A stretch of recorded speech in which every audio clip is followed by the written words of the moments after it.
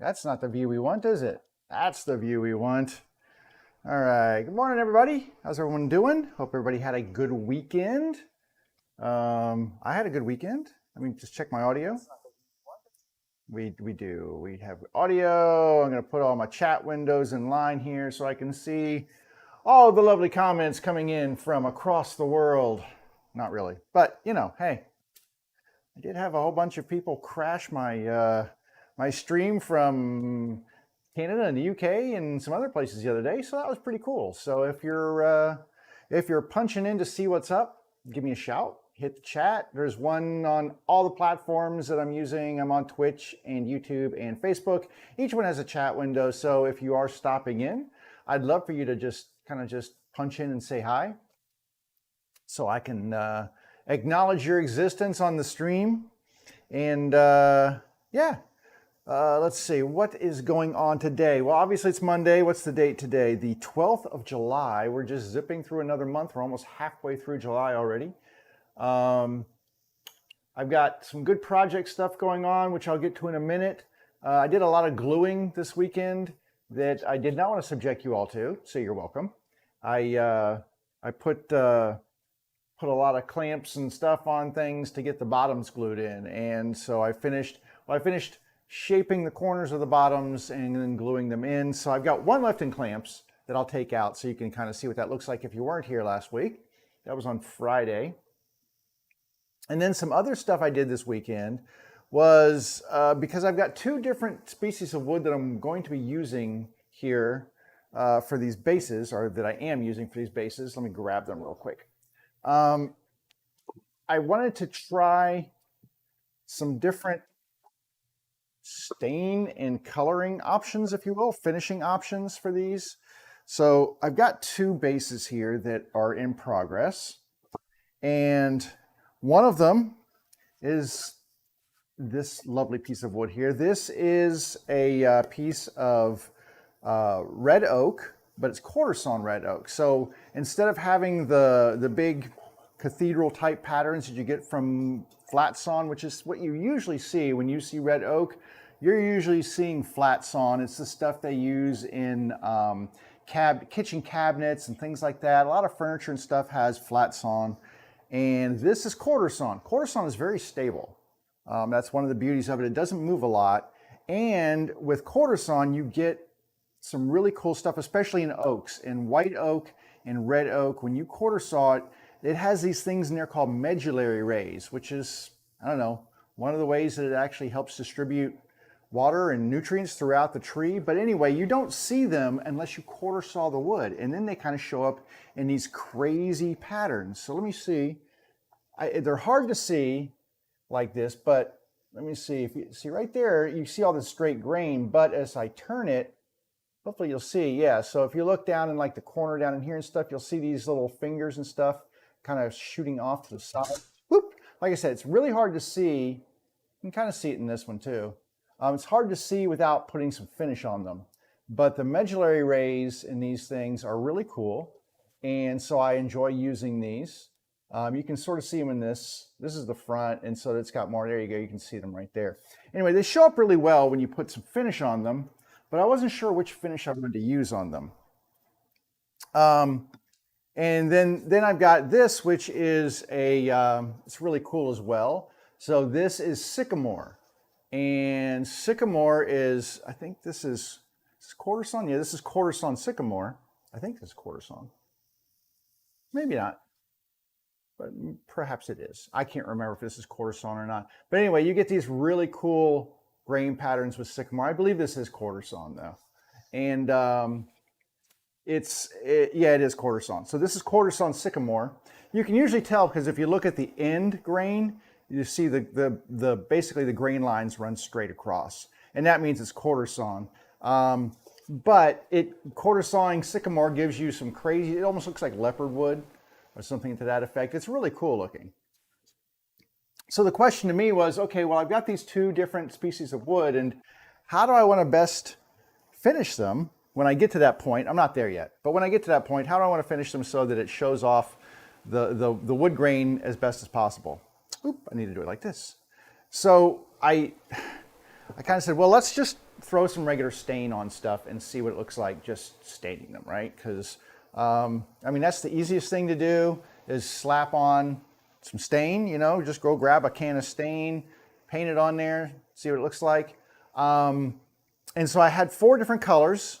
I've got an espresso, because I like, if I'm going to stain something, I want it to be stained kind of dark. I don't like golden oaky kind of stain stuff, light stains. I mean, if I want to stain something, I want it to be stained dark. So I've got dark walnut, so espresso, dark walnut, Jacobine, and red mahogany.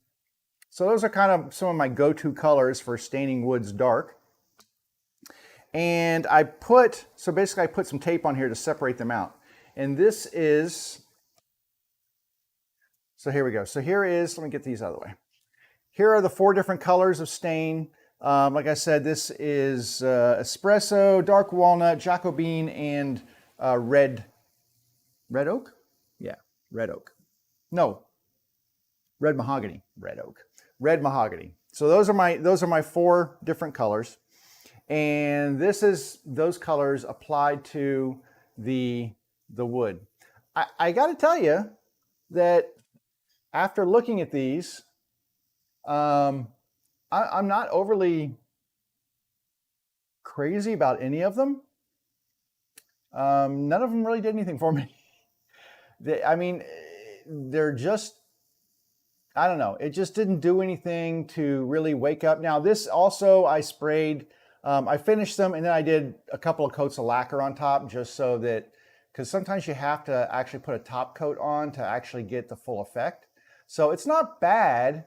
I mean, if I had to pick one, I would say probably, I'm going to say the dark walnut or the Jacobine, which is one of these 2, right? I'd say probably one of those 2 is what I would do if I was going to stain these.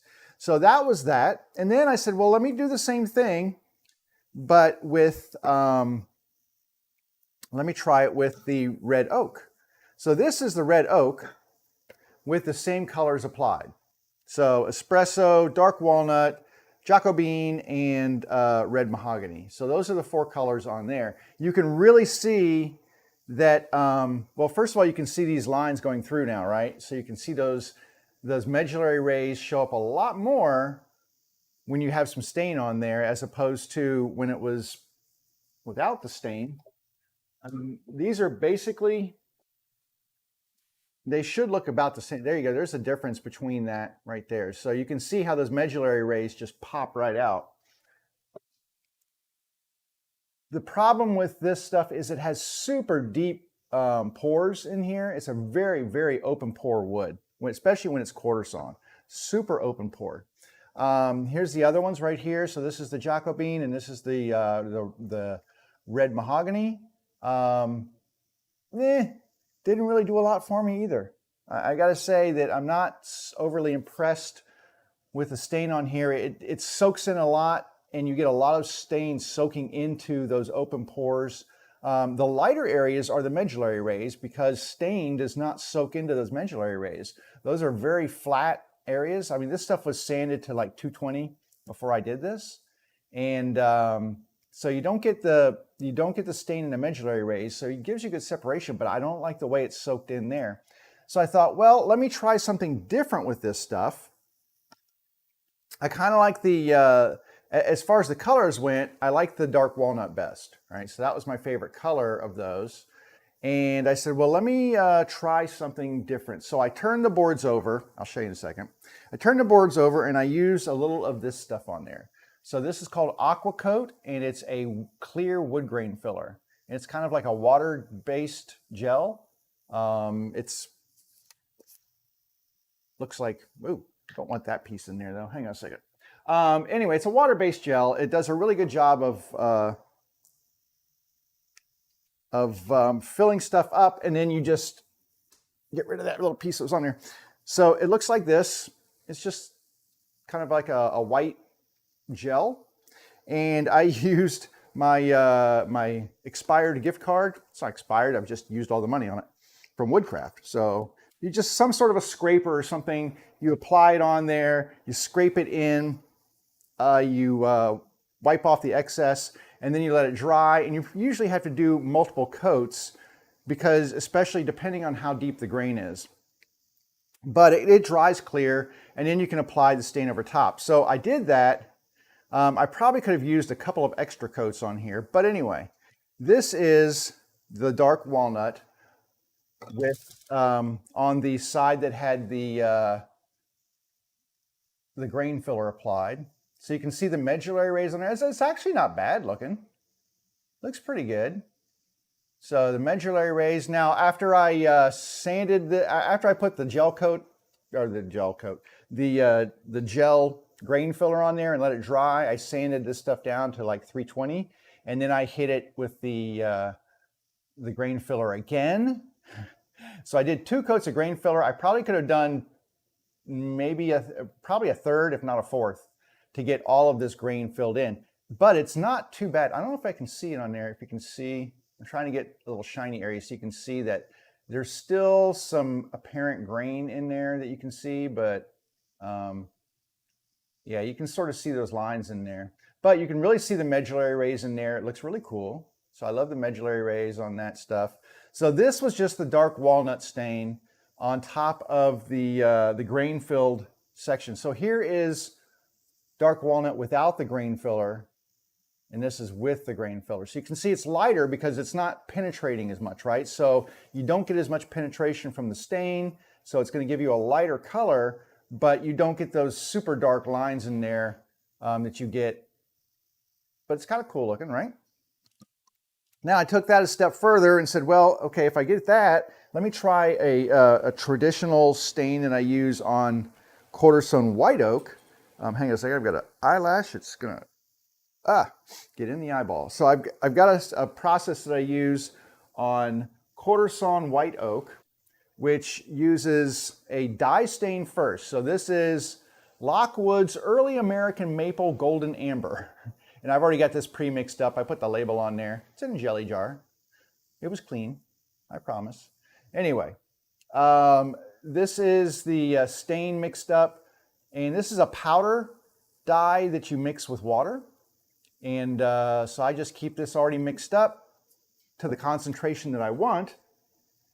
You put that on, and then once it's dry, you come back over it with this stuff, which is gunstock.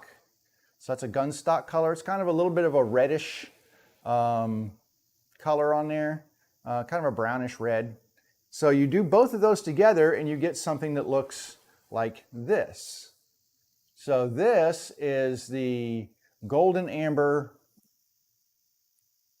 with a gunstock stain over top of it. And I saw this in a wood magazine. They had built a piece of furniture out of quarter-sawn white oak, and they had done this stain process to it, and I just loved it. I thought this just looks so cool. This is very, very reminiscent of old quarter-sawn cabinets from the 1880s, 1890s.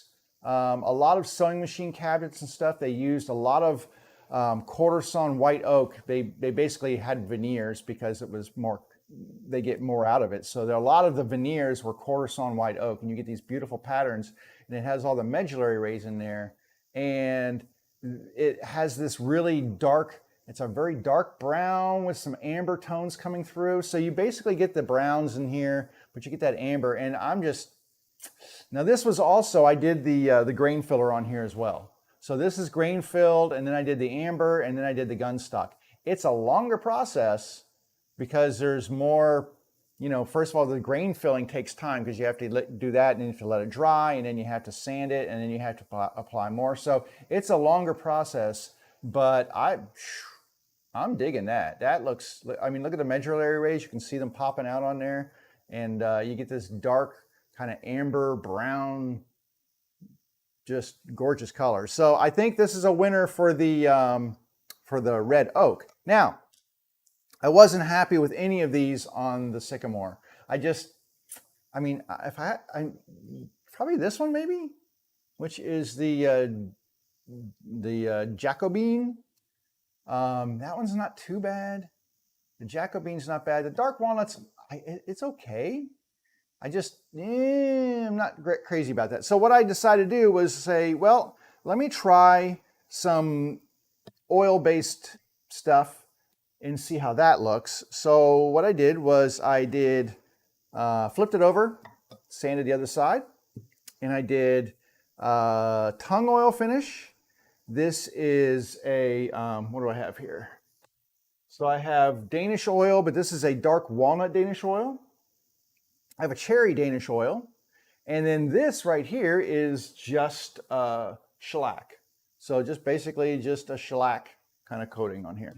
So no color at all. I mean, the shellac it's clear, but it has a little bit of an amber hue to it. The cherry has a little bit of a reddish tone to it. The dark walnut, obviously a little bit more brown pigment in there. And then the tongue oil usually has an amber hue to it as well. And so those are what I got for that. I really, for this stuff, I mean, the wood is so gorgeous. I think I'm going to go with a natural finish, and I might just go tongue oil on this. I mean, it's kind of hard to argue with, I mean, just the beauty of the natural color of the wood. Don't mind these dark spots. I mean, this is stuff that's in the wood grain itself. And so just look at the color around these areas. But yeah, really hard to say. The cherry doesn't look too bad either. It's got a little bit more color to it. So it pops a little bit of color here. The shellac's kind of just, not great. The dark walnut, I don't like. It kind of does a little too much in the grain areas there. So probably between one of these two. And I'm thinking probably just full natural with the tongue oil. And like I said, the tongue oil, it's tongue oil finish. So that's basically what I was using right there. Tongue oil has a little bit of an amber color. In fact, you can see where it's dried on top. You can see that kind of golden dried area around the top. It has a golden amber hue to it, but not super gold. I mean, it's just a little bit of a tint to it. And you can see that's natural wood right next to it. So you can see it just has a little bit of tint from this one to this little piece in the middle here. And then, like I said, this has a couple layers of lacquer over top of it, just to kind of see what it would look like. So I think I'm probably going to finish these I'm not going to go crazy with stain on the sycamore. I'm going to use those almost basically like, well, not really bare wood, but kind of a natural color to them. I don't know. I mean, that's not bad, but I don't know. Well, tell me what you think. If you're looking at this, let me know what you think.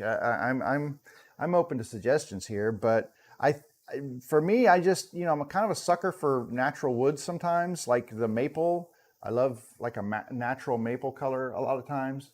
The walnut, I always just use an oil on the walnut because it just brings out the beautiful color in there. Now, stuff like the oak, like this wasn't bad, right? That's not bad, but this I think looks great. I mean, I love that. And the medullary rays and stuff, that kind of the way they glow and kind of pop out, this just is, that's awesome to me. So I will probably go that route. Like I said, it's a longer finishing process, but I think that's the way I'm going to go.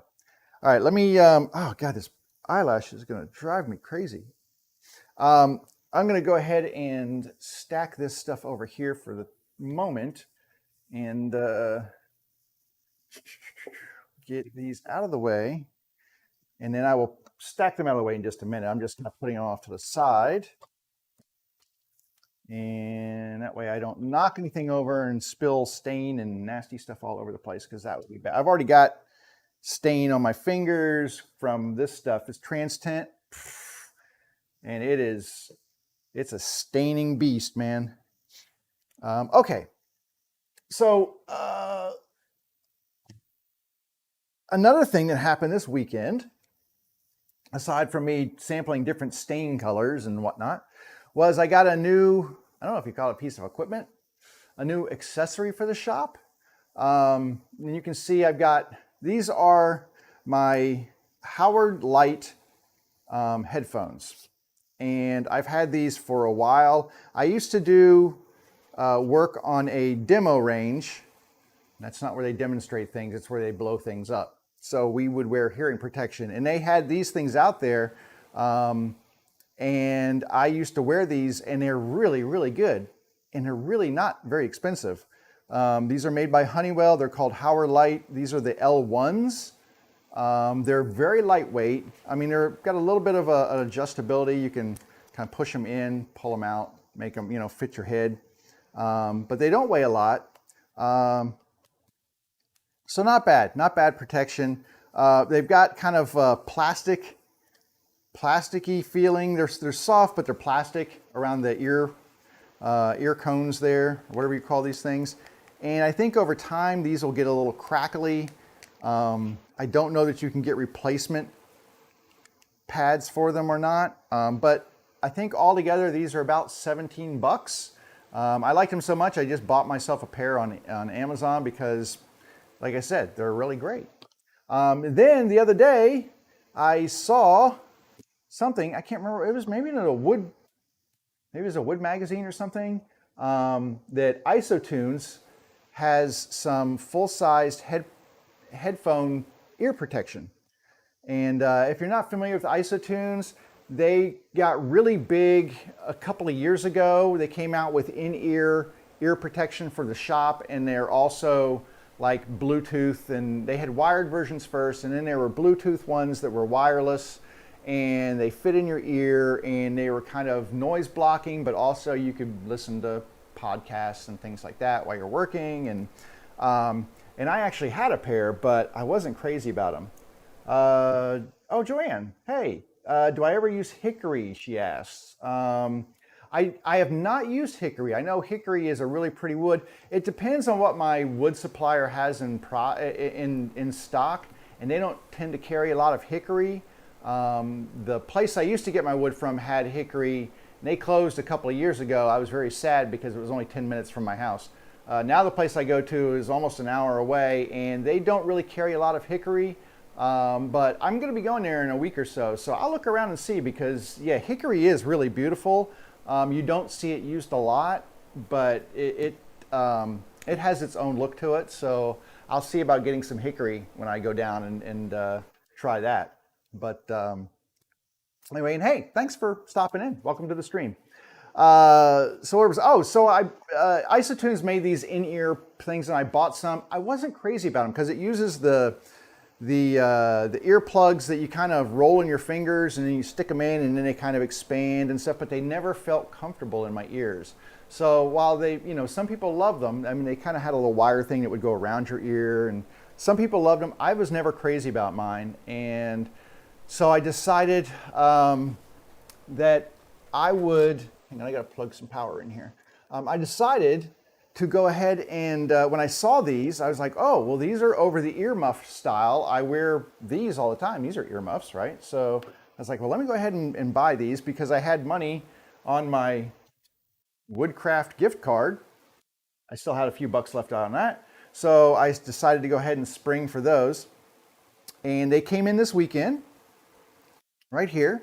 And so this is the Isotunes, and I'm gonna give just a mini review, but I'll show you what they look like. So they kind of came in the box looking like this, and they pull down. They actually have the same type of extension, so that you can make the fit. But you can see, like these, they either slide up or down to fit. These actually have the same thing, so you slide these down to fit whatever your size is.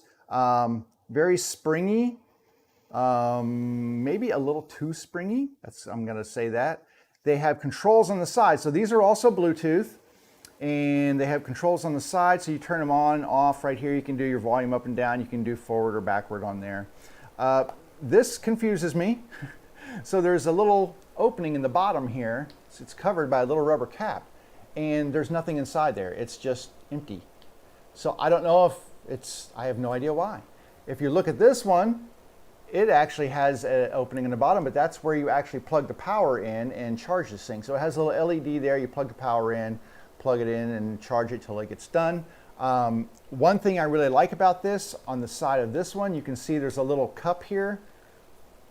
If I pull that off, you can see that there's actually a battery in there. So you can actually replace this battery, which is very cool because most of the ones that you see that have rechargeable headphones do not allow you to replace the battery. This one does allow you to replace it. It actually has a little weather seal that goes around there. So that's kind of a cool thing. I hadn't seen that before.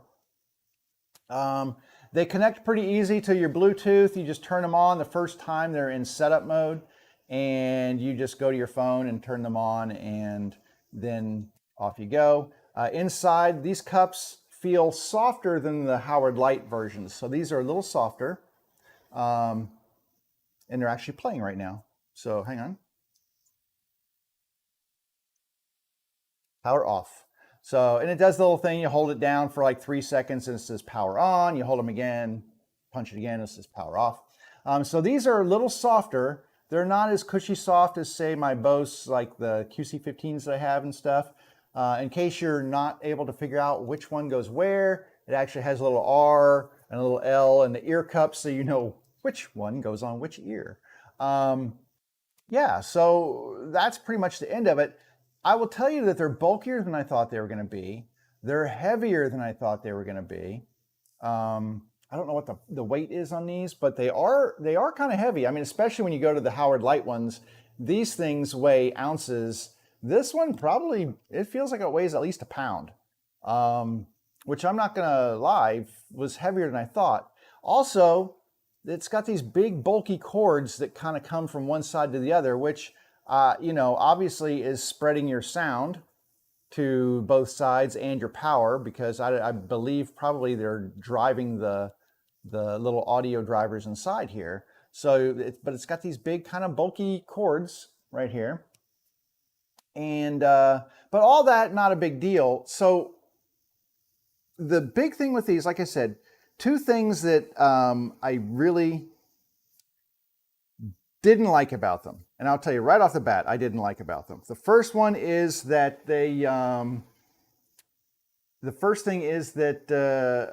they are hard on the top here. So it has, you know, a headpiece that goes across. There's no padding under here. This is just a hard, I mean, it's not hard rubber, but it's not super soft rubber either.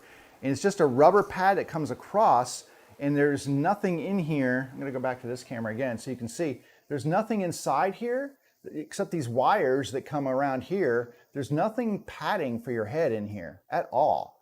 So I found that to be a little odd that there's no padding. I mean, if you look at the Howard Light ones, they have this really nice soft pad. I mean, this is really super soft right here, because if you're gonna wear these on your head for a while, you kind of want them to be comfortable, right? So anyway, that's one thing where that is a little uncomfortable. And I put them on my head. Now, you know, trying to get them adjusted, get them in the right place. I mean, they're okay. They fit all right. I mean, I will use them. Don't get me wrong. I'm not going to use them. But they are heavier, and that's noticeable right away. They squeeze tighter. These don't squeeze as much. I mean, it just, for some reason, these feel like they're pressing in on the head a little bit more, and I don't have a big, wide head. If you have a wider head than I do, like a round head, these might actually squeeze a little too hard for your head. They don't come in sizes. All you can do is lengthen the ear cups down from the band, but they don't spread out anymore. So that might be an issue. They are not noise canceling. Okay, that's the other thing. They're not noise canceling. They're noise, what they call noise isolating. In fact, it says noise isolating microphone blocks steady state noise for clear calls. So they actually have microphones. So if you are using your phone and you get a call, you can actually use these. You don't have to take your headphones off to take the phone call. You can still use these because they are Bluetooth. I think it's Bluetooth, yeah, it's 4.2, so not 5.0, but that's okay. Now, the funny thing, it says battery life up to 28 hours with 3 AAA batteries, which I didn't know you could use AAAs in here. I don't see how that works, but or 14 hours with the lithium ion battery that's included. So 14 hours of battery life is plenty long enough. That gets me a week's worth of shop time usually. I'm not also wearing my stuff. They are sweat and water resistant. Supposedly they limit volume output to 85 decibels. So that's in terms of what the speakers will play. They only play up to 85 decibels so that you don't like completely deafen yourself listening to music. Um, and they're okay. I mean, I'm going to tell you that they are not, like when I trade out,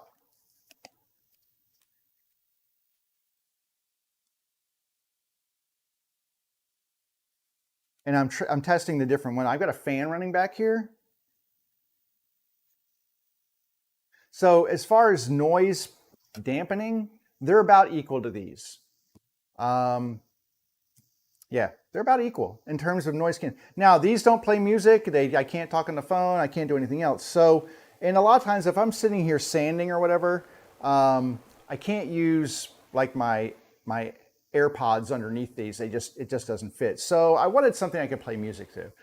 They're not incredibly expensive. In fact, hang on a second. Let me switch to, I think it's this one. Yeah. So these are the, hang on a second. Am I on there? Yeah, so you can see this. So this is the Howard Light ones right here. Let me get on the page here.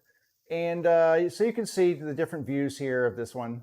These are available on Amazon. These are the L1s. Like I said, they're really not very expensive, which is why I bought them in the first place, because I'd used them on a bomb range and they work really well on a bomb range. If you're working on a bomb range and you get good ear protection, it's like worth paying attention to. There, you can see this is Amazon. They're 16 bucks, $16.50 on Amazon. So not too shabby for really good ear protection. And like I said, I like over ears. I don't like in-ear protection. I like over ears. That's just me. These are the IsoTunes. So IsoTunes Link. And these are, I think it's like $80 on, and they're pretty much the same price all over the place. Like I got mine at Woodcraft, but Amazon has them for $79.99. And you can probably check out some of the different specs and stuff on here. So just look up IsoTunes Link. Like I said, I think I was expecting a little bit more. I wasn't expecting them to be this heavy, and I wasn't expecting them to be as bulky. I was expecting maybe a little bit more padding up in here. The noise protection is fine. I mean, it's pretty much on par with these. But let me go back to this. Yeah, so they're pretty much on par with what I normally wear. And they have the benefit of having, you know, audio in them. So I can turn on, like if I wanted to, and you can do like start and stop. So if you hold it, just turns them on. Power, Bluetooth pairing mode. So they're connected to my phone, and you can hit the start and stop. So it's playing music right now. And then you can press it again to stop it. And then you hold it in long press to turn them off. Power off. So they talk to you and do those things. Anyway, not bad. Like I said, heavier than I thought. I really am not expecting this much weight. I don't know that you need this much weight to be a really good headphone. I have, I know there was Bluetooth and stuff in there, but man, you know, these are Bluetooth. These little teeny tiny things are Bluetooth, right? They work. Look how tiny these are, right? So you don't need all that bulk for that. These are super light. They, you know, they're a fraction of the weight of these. And so you don't need that much weight to do the noise canceling stuff. If I was IsoTunes, and if I was going to do a review on these for them, I would say, hey, add some padding up in the head. It doesn't take that much. You don't need a lot of padding. A little bit of padding goes a long way. Try to shave some weight off of here. And I'm looking in here. I'm going to look in this little compartment again because, okay, I guess, yeah, you can do AAA batteries in there instead of this little lithium ion, which is kind of cool. Because, you know, if your lithium dies and you're out somewhere, you buy them. But I don't know where I would be where I would just need to pick up some lithium ions. But anyway, you shed some weight. and make them make your springs a little less tight. They don't need to be super tight, because if you've got a wide head, honestly, these are not going to feel great on your wide head. I'm just saying. And especially with this crown piece up here, especially like I wear a hat, and you know, it doesn't feel good even on top of the hat. So a little confused. And then this thing right here, which is an empty compartment, why? I don't understand that. Why is there an empty compartment? That just seems unnecessary. So anyway, not a horrible purchase. I mean, I'll wear them and enjoy them more than likely. But I just wanted to pass those along. They are OSHA compliant, and they have pictures of people mowing the lawn and using saws and leaf blowers and tractors and I don't know, power tools. And so, yeah, I mean, if you're gonna be in a shop and you're gonna be working, these are great. I would not say that these are something that I would just stick on when I walk in the shop and wear them all day. That's probably not gonna happen, because they're not super comfortable. I wear these for, you know, an hour and I don't have any issues. I don't know about wearing these for an hour. Maybe not. So anyway, but I wanted to pass that along because, you know, it didn't cost me nothing, because like I said, I had a gift card and I had money left on it, so I got those. But anywho, for those who are not on Facebook, I did have a question coming in about using hickory in the bases, and one of the questions was, do I use hickory? I have never actually made a sewing machine base or anything really out of hickory, because it's just not something I've had a lot of access to, but I would like to. Hickory is a really pretty wood, very, very folksy, a lot of like really good grain structure in there and stuff. It kind of has kind of like an oak, you know, kind of thing. The other thing is it's hard to work with. I can't tell you if it's difficult to work with. It is a very hard wood, so it can be a little dulling on tools, but I have not worked with it extensively, or actually I have never really used any. I've had a couple little pieces, but I've never done any big project with it. So I'm gonna see if I can pick some up next time I go to get some wood. And yeah, we'll do something in hickory. I know, oh, pardon me, I gotta rearrange some stuff. I know some people who really enjoy it, and so I probably should look at doing something in hickory. That would be kind of fun. But right now, I'm going to be working in walnut and sycamore and red oak and cherry, because that's what I got right now. So show and tell's over. Let's go ahead and start doing some stuff. First, let me just clean up some messes here, because yeah, because I'm a messy guy and I got stuff all over the place here. So I need to clean up and put away and make some room for our other shop projects here, because I'm going to need this space. What else am I looking for? This stuff right here.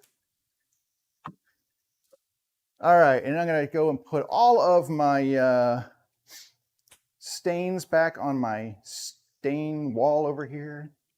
I've got a shelf over on the side where I kind of keep all this stuff stacked up over here. And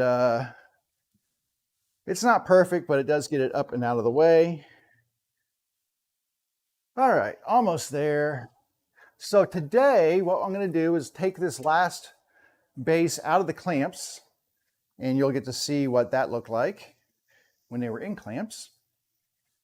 And then what I will do is start measuring the dividers that are going to go, hey, I'm back. The dividers that are going to go between, I just had a clamp fall off. The dividers that go between the storage compartment and the main compartment. So this is my glue up here. Well, this one was on here. Anyway, I cut the bottoms out, rounded the corners, set them in the groove that we made, the little rabbit groove that went around the inside. And then I used some clamping cauls to apply pressure across a wider area. And I just leave those clamped up for a few hours. And they should be solidly set. This is the last one. All the other ones were finished. And just take my little clamping cauls off of here. Set those aside. And then this is the finished bottom in the base. So it looks really nice. Let me see if I can get you a better image. Well, you know what? Hang on. Let me get rid of these. Get rid of this box. There we go. So you can see the inside looks pretty good. Very clean. I made sure to clean any glue squeeze out with my little straw trick where you run a straw and it collects inside the straw out of the corners. But these are really very solid. Here's the bottom so you can see what it looks like. So really nicely done. Like I said, I use my nickel to trace around the corners, and you did a little corner thing right there. And then I just use my disc sander to round it down to the pencil line, and they fit like a charm. So this is the last of them. So now we got to work with these things. So these are the dividers right here. Let me get rid of this box. Let's put it to the side. So these are the dividers. This is actually going to be two different sections in here, and you can see where this dado cut is right here is the portion where this will be a side compartment. This will be the main compartment where the sewing machine sits. For those of you who are new to the channel or just stopping in for the first time, I use this as my, now this isn't going to fit in here because it's made for a smaller machine, but like this machine, it's a 3/4 size machine, so it's a little smaller, but this machine, antique sewing machine, will rest on feet in the corner over here, and then this will be a little side storage place for keeping things. And it also works that you can turn it around. You can have the machine sit here in a flat port here that gives you an extra working surface if you're using a hand crank on a sewing machine. That's probably a little more information than you need, but there you go. So you can see what we're doing here. I always wait to put the middle sections in, those dividers, until after I have the bottoms glued in, because you can see this is cut to the same width as the sides, right? So this piece, this divider piece, is the same width. I can't just insert it because it'll stick out like 1/4 inch, because this is actually milled in 1/4 inch to set this bottom piece in here. So what I need to do now is trim this down by about 1/4 inch. It's going to be just a little taller than this side here, and then I will use a hand plane to lower it down to the exact height as the rest of the sides. So I don't try to do it on the saw and get it the exact size. I use a hand plane to get it the rest of the way. But what I need to do is measure this to find out exactly how deep this is. So I'm going to use this little Craig multi-mark tool, which just basically, you can use a ruler. I mean, it doesn't really matter. I just use this because it's handy, because I loosen the screw, and then this has a sliding scale, and you can just do it just like that. It's pretty simple. If you have any sort of like a square that has a movable edge to it or whatever, and you can slide it up and down, that works really well. I could also use, I've got my calipers right here. It has a little arm that plunges down right here. So I could use this to measure down to the ground on that thing. So 2 77 1/28. It's a little more accurate than I need to be. But if I make that a little taller, so like 2 5/8 is what it looks like. Let's see. 2 5/8. If I look on here, yeah. So if I go a little more than 2 5/8, and the thing is, I need to measure on both sides, because if this side happens to be a little shorter or taller, I don't want to cut this too short where now it's below this level. I need it to be above on both sides. So let's just measure this side. Yeah, so that's almost exactly 2 5/8. So I would probably go at least a 1/16 of an inch higher than that, which would give me, what is that, 8, 9, 10, 11 16ths. So 2 11 16ths is what I would cut this down to. And then this piece will get glued on the sides and then inserted, and then that's that. I have 5 of these that have dividers on them. And I will need to figure out what the width is for each one because they're all different. And they're all going to be sort of close, but I want to get these as individually cut and close to their final proportions as possible without going under that final proportion. I need to be over so I can flatten it with the plane. So what we'll do now is we're going to go over to the table saw. And let me hook up my dust collection before I wander over there. Just because it's easier to do it while I'm standing here. And then grab my power, bring that over to the saw. So we're going to be over here, right here at the table saw. Pardon my fans, it is quite warm. I do not have air conditioning in my shop and it's 82 degrees in here. So the fans at least keep it a little bit comfortable. As long as I can keep some air moving in here, I'm all right. But yeah, it gets a little warm. So I'm going to take the saw blade and raise it up above the level here. That looks good. There's a lot of discussion about how high to raise your saw blade above the teeth. Some people just have it like a half a tooth above. I go all the way above the tooth. The thought process that I've seen is that the tooth, when it comes into the wood, you want it pushing down. You don't want it pushing forward. You want it pushing down. So as I'm pushing this through, these teeth that are in the front are actually pushing down into the wood, and that kind of helps hold it down.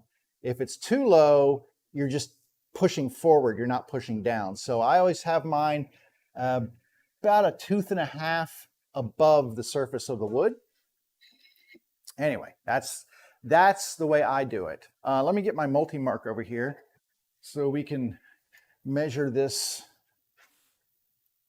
fence and get it in the right place.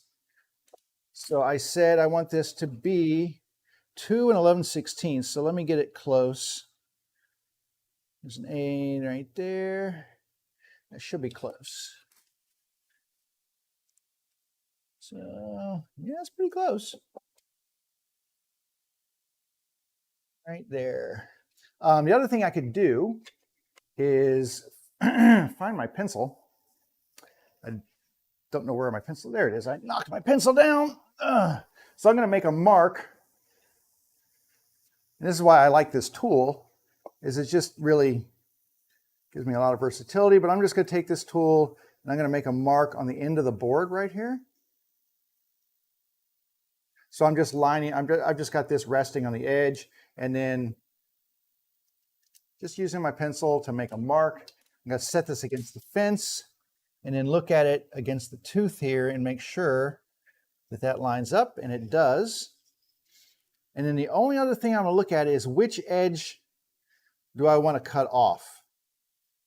Because part of this is going to be stuck down in, part of this is going to get chopped off. This got a little nick in the wood right here, and I think I'm going to lose that. I think I'm going to cut off that section. That'll work well. The only thing I need now is my gripper. Make sure that my teeth are not going to hit my feet there. And they should clear nicely. I'm going to lower this down so that it's resting on the tabletop, and that makes it a really stable platform. And then let's grab the new headphones. Why not? The new ear protection. And I need my vacuum. All right, let's go ahead and cut one of these and see how they fit.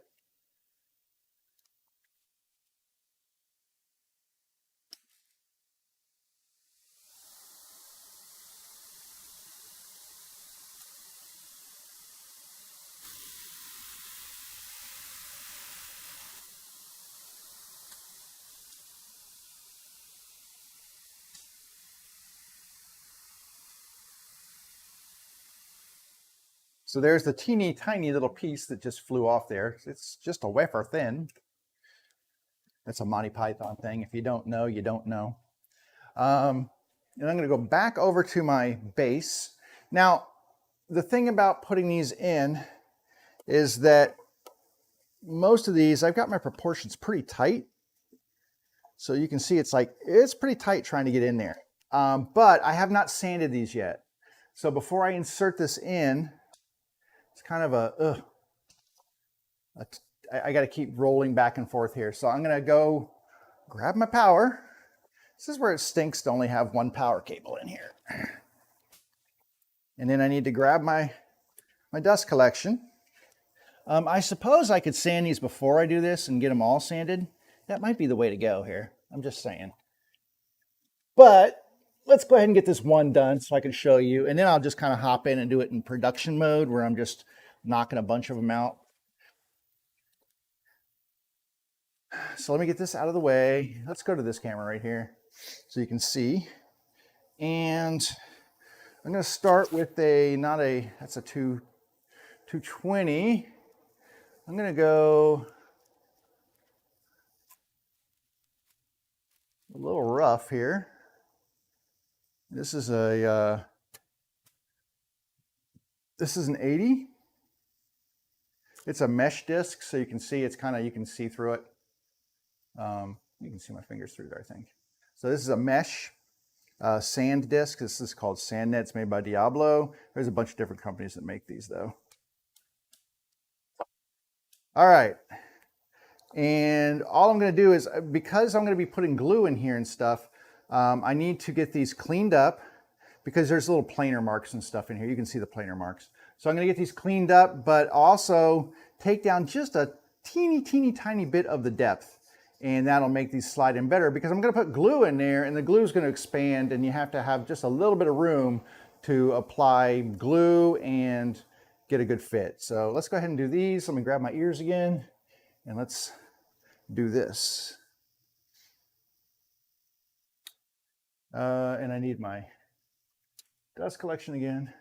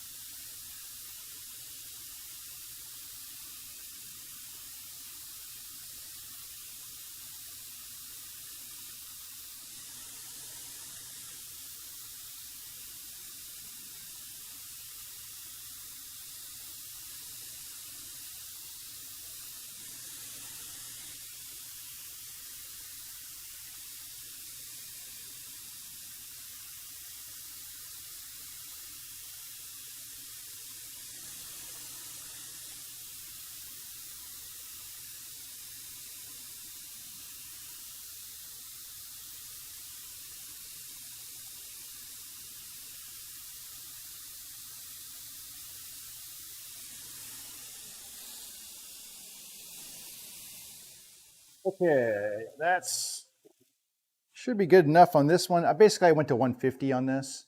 You could certainly go finer than that, but this is an interior piece, and this is going to get cut off on the top anyway.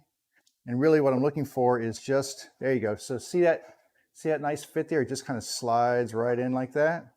And that's what we're looking for. And also, if you look at the top, you can see how it's just a tiny bit above. This is resting on the bottom, and then that's just a tiny bit above. So it's just a little what we would call proud of the top. And I will clean that off with a plane. We got a little bit of extra room in there. Probably took that down a little much. Let me try it this way just to see if it's a little tighter this side. It's okay. I might have to do a little filling with some walnut dust just to fill a little bit of the gaps, but I'd rather do that and get a good fit. The other thing we're gonna do is just grab some glue, and we're gonna get this in here. Now, generally, I'm not gonna apply glue to the top there. I'm gonna apply glue to the insides of this. But there, and I'm just going to use the world's best glue spreader and get it all along the edges. So I'm getting it all along here best I can. And then I'm going to do the same thing over here. Spread this glue around in there. But you want to get it all on all three sides of this dado so that you're getting good glue coverage. And get any extra squeeze out off of there. Okay. Take our top, find my best side up. That looks good. And then slide this down in. And then what I like to do, besides clean my finger off from the glue, hang on a second, I'll grab a paper towel here.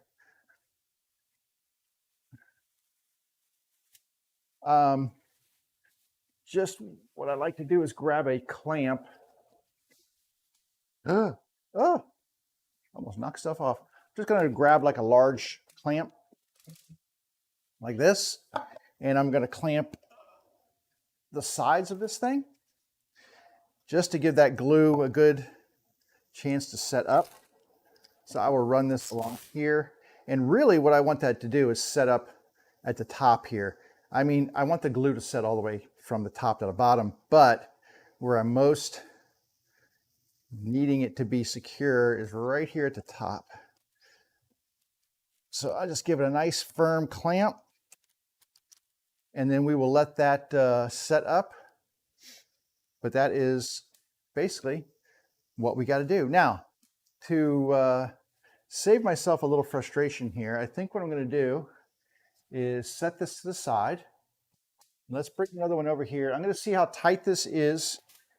We need to sand this down. This is pretty tight as well. I don't think I need to do 180 on here, but probably, yeah. And you don't want to get these jammed in there too far, because then you can't get them back out. Okay. So this is going to get a little bit of a sanding. I think I'm just going to do like a 120, 150 on here. I think this one will be good for that.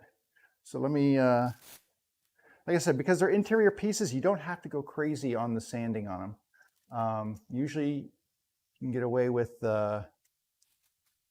pretty simple. I can't find my 120. What did I just do with it? I just had it.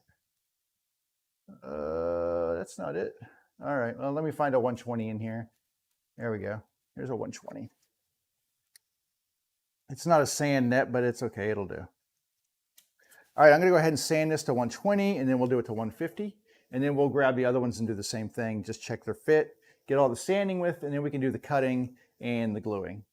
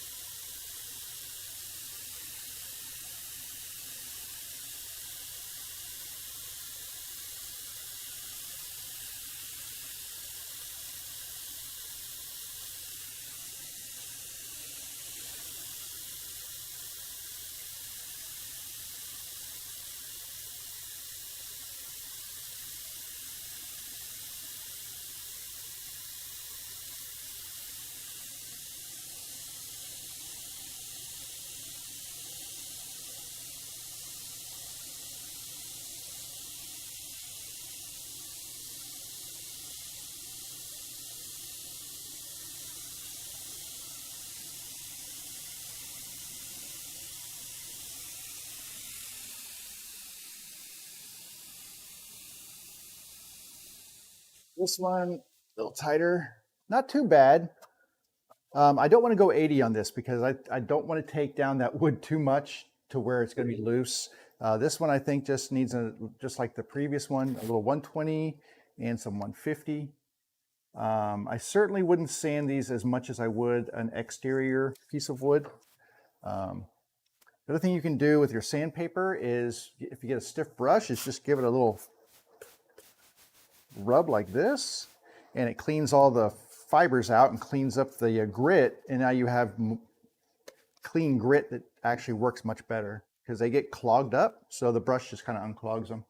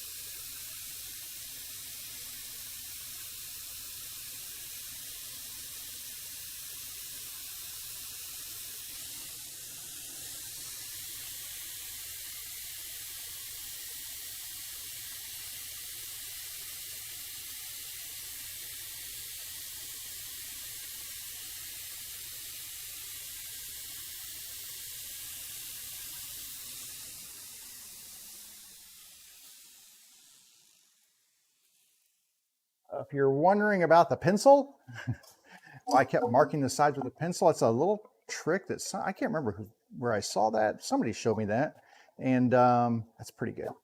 It's a nice fit. Basically, what you're doing is, yeah, that'll work.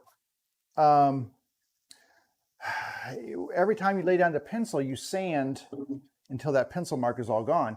If the wood is really rough, like when you start off, if you're using an 80, it takes longer to get that pencil mark off. The finer the wood gets, the faster that will come off, which means you need to sand less.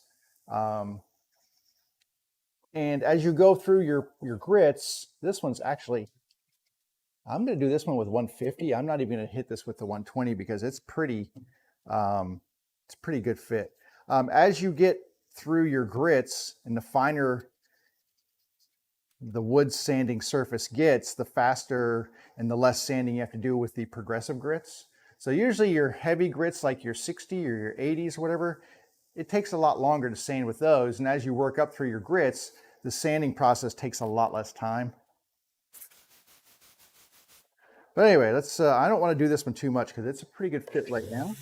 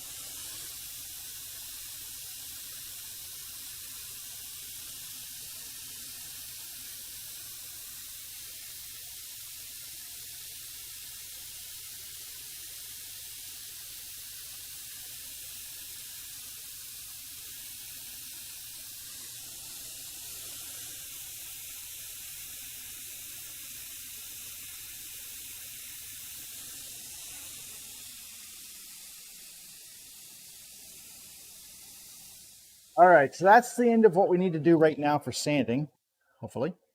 Let me get my dust hose. And we can go on from here to the back to the table saw, and then we'll get these all individually measured and cut. Now this one right here that I'm holding up, let me show you. It actually, this was an oops board. So you can see there's a little bit of chunk taken out of this one. And that happened on the CNC machine where it kind of got messed up. And so that's okay because I said, well, you know what? I have to cut about 1/4 of an inch off of these to get them into the center section. So I'll use this section as one of those.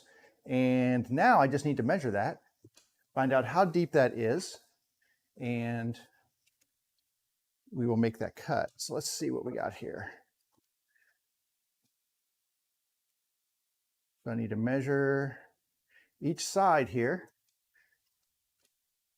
Make sure I'm getting the shortest measurement here.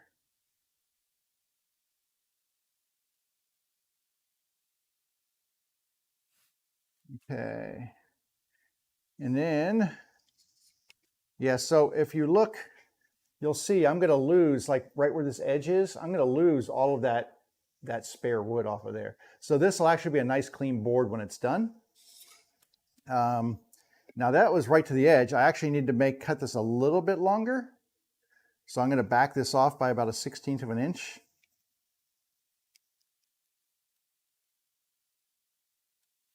And that should give us a perfect amount with just a little bit of overhang on the top for us to use the plane to take it down all the way. But I'm going to measure this with a pencil just so I can put it against the saw blade over here. So let's step back over to the saw, cut this out. A lot of stuff on the saw. Let me push some stuff out of the way here. I don't need that much room, but you know, don't want to be cluttered either. All right. There. It's good. Let me get, oh, I need power. I need power. Always need power. All righty. Power's in. And dust protection and all that good stuff.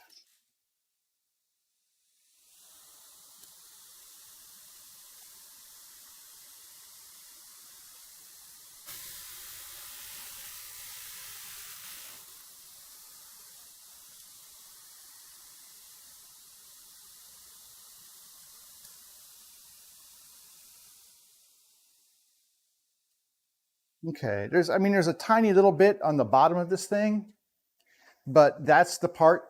So right down here, there's a little bit right here and here, just a little tiny bit from where that oops happened on the CNC, but that part's going to go down inside the box. So as I insert that down inside here, I mean, that part's going to pretty much disappear, right? So let's go back and grab our next victim here, which would be this one. Now this one, actually, you know what? Let's get the other walnut because it's going to be about the same measurement. So let's check this one for measurement.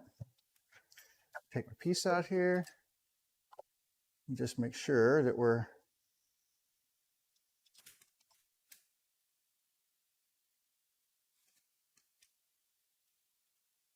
yep, about the same.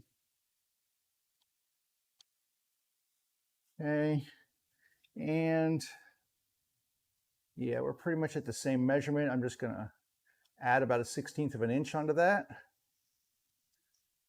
and then figure out which side I want to be down on here.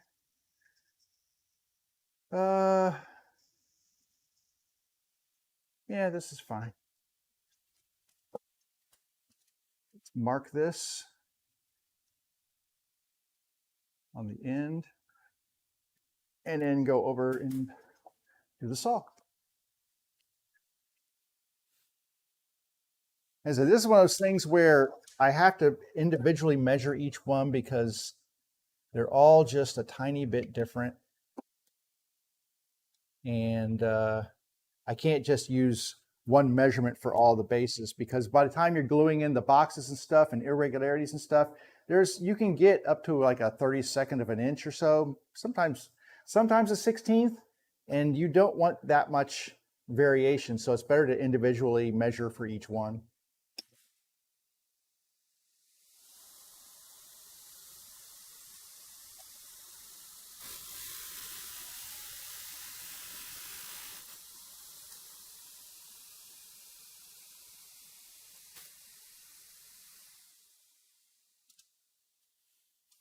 All right. Now we come over here and we will measure our last one. I'm gonna get these just set aside, and we'll glue these in a moment after I get this last one cut here. So this one's not this is not as wide as those others, and that's why I saved this one for last. Those others were all about the same depth. This one's a much more shallow base, which is not a big deal. It can be this shallow for those machines. I just use 3 inches as a standard, but for these 3/4 machines, the ones they come in are like 2 inches high. They're very shallow. So we should be good depth-wise for these. Okay, I've got 2 and about 3/16. I'm going to add just a little bit more here. This one. That. Yeah, that looks good. All right, and which side do I want to cut off? I will do this side.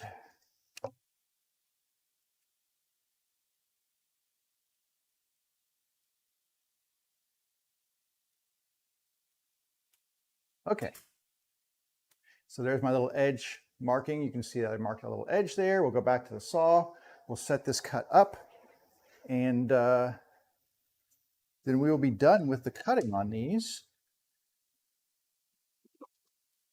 Yeah, so this one's about a 1/2 inch more shallow in terms of base depth than the other ones. And it just had to do with the thickness of the wood that I had. I was trying to squeeze as much out of these as I could. So okay, yep. All right, last one.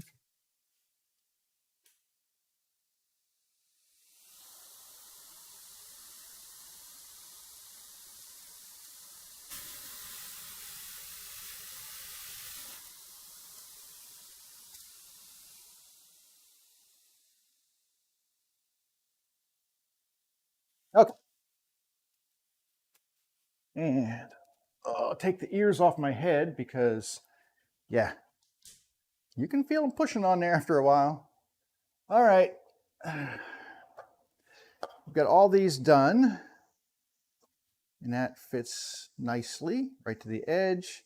And like I said, I've got just like a 1/16 of an inch proud on each side, and that allows me to get the hand plane in here and take these down with the hand plane and make them flush fit with the rest of this. What's going to happen after these are flush fit, I'm going to get that rabbiting bit, the same bit that I used to make this cut for the bottom. I'm going to make a cut inside here the same way all around the perimeter of this, and that's where the lid to this storage compartment is going to fit, and it's going to set down inside there and be flush with this. So to start that off, everything needs to be flat and flush. So we got to start that way. But we need some glue here. So let's get gluing. What do I do with my paper towel? I want to need a paper towel before I get going here because I do not want to have glue all over the place. So another cheap paper towel here, maybe two. Let's do some gluing. Yeah, so as soon as I get done in the shop today, I need to go down into my basement and package up a couple of bases. I sold a couple from the last batch. I listed them this weekend.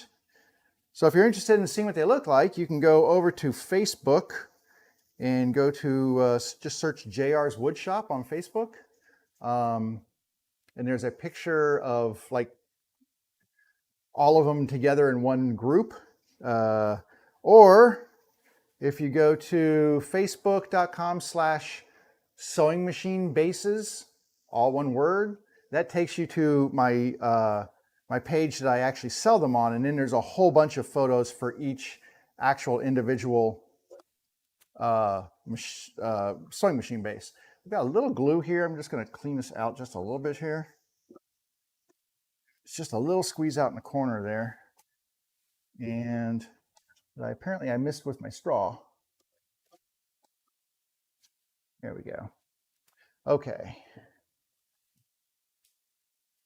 We did a pretty good job on the glue up on these though. As far as the as far as keeping it off of the edges.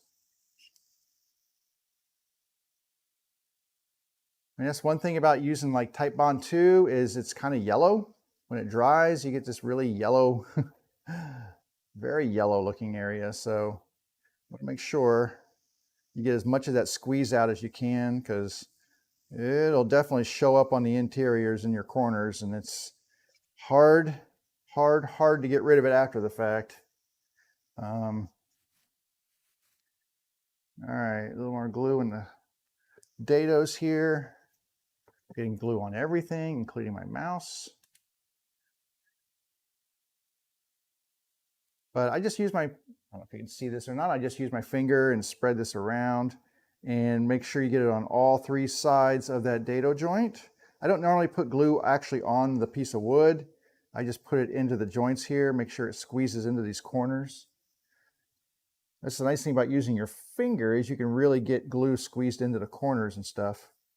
So I think we're good there. I'm gonna clean my finger off of excess glue, and we will slide this in. Find the side that I want.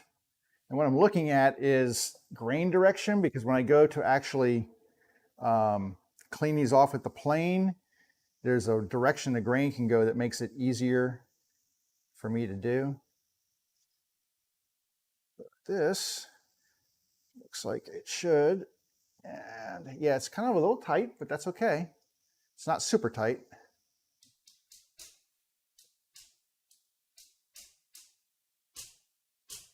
Just use the mallet. I got a little space on the end here, but we're going to get a clamp and close this up just like we did the other one. So grab a large clamp and do the same thing. Put some pressure on here. And close that box up just like that. There we go. That's all there is to it. And then we just let them dry.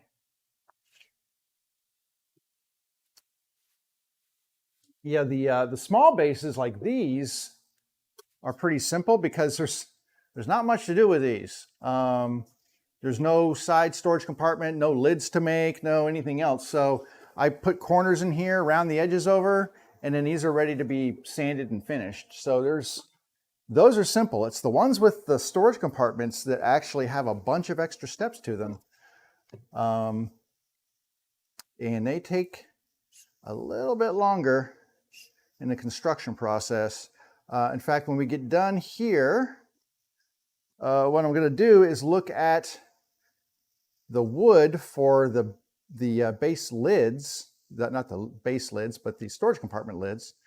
We will look at some cutting up some wood, maybe do some resawing, and getting some wood ready for that process.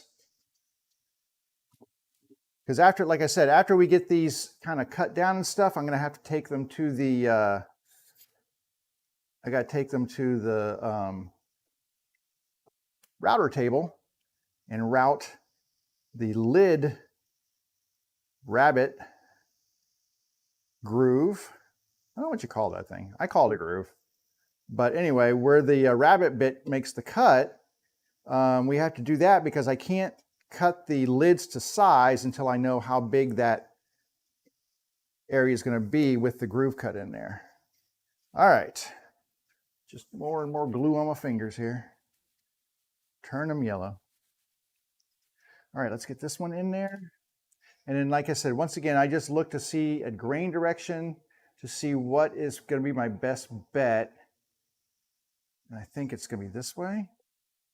I like to have it on the right side of the box, and I like to push the plane across this way. So as the plane's going across, I want that grain direction to be up like this. So I'm shaving the top of the grain off. If it was like this, if it was tilted the other way, then I'd be chipping into the grain. I don't like that. So all the way down here, I'm going to tap this one in as well, I think, just to get it seated. There we go. So that is seated, and you can see that's seated flush inside there. So that is nice and flush to the bottom of the base.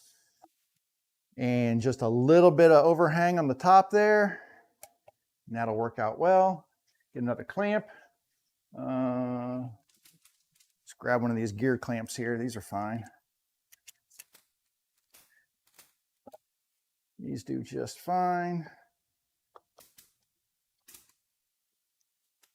Okay. Let's get this last one glued up here. Is that 1, 2, 3, 4? Didn't I say I had 5 of these? No, I guess I have 4 of them. I said I had 5, but math is hard, I guess. For me, counting to 5 or 4 apparently is more than my little brain can handle, because I only have 4. I've got 8 bases in total. I have 4 of them over, well, you can see them. They're sitting there on the table right there. So there's 4 of them there, and they don't have side compartments. So obviously, if I have 8 total and there's 4 there, then I've only got 4 with side compartments. But I've got a brain with no compartments left for any storage of memories or figures or calculations. All right, get a lot of glue in here, get them in the corners. This side.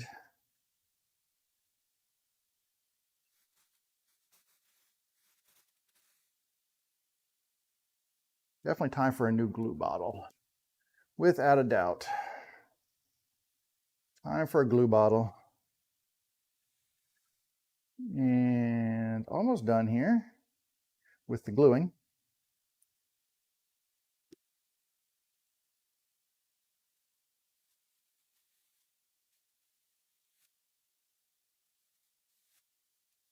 All right, get it off my fingers so I don't get glue all over the place.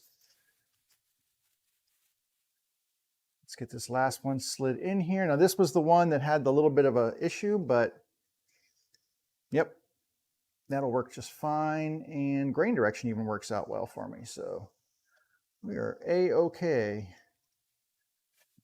And that slid down really nicely. I'm gonna get one more clamp on here.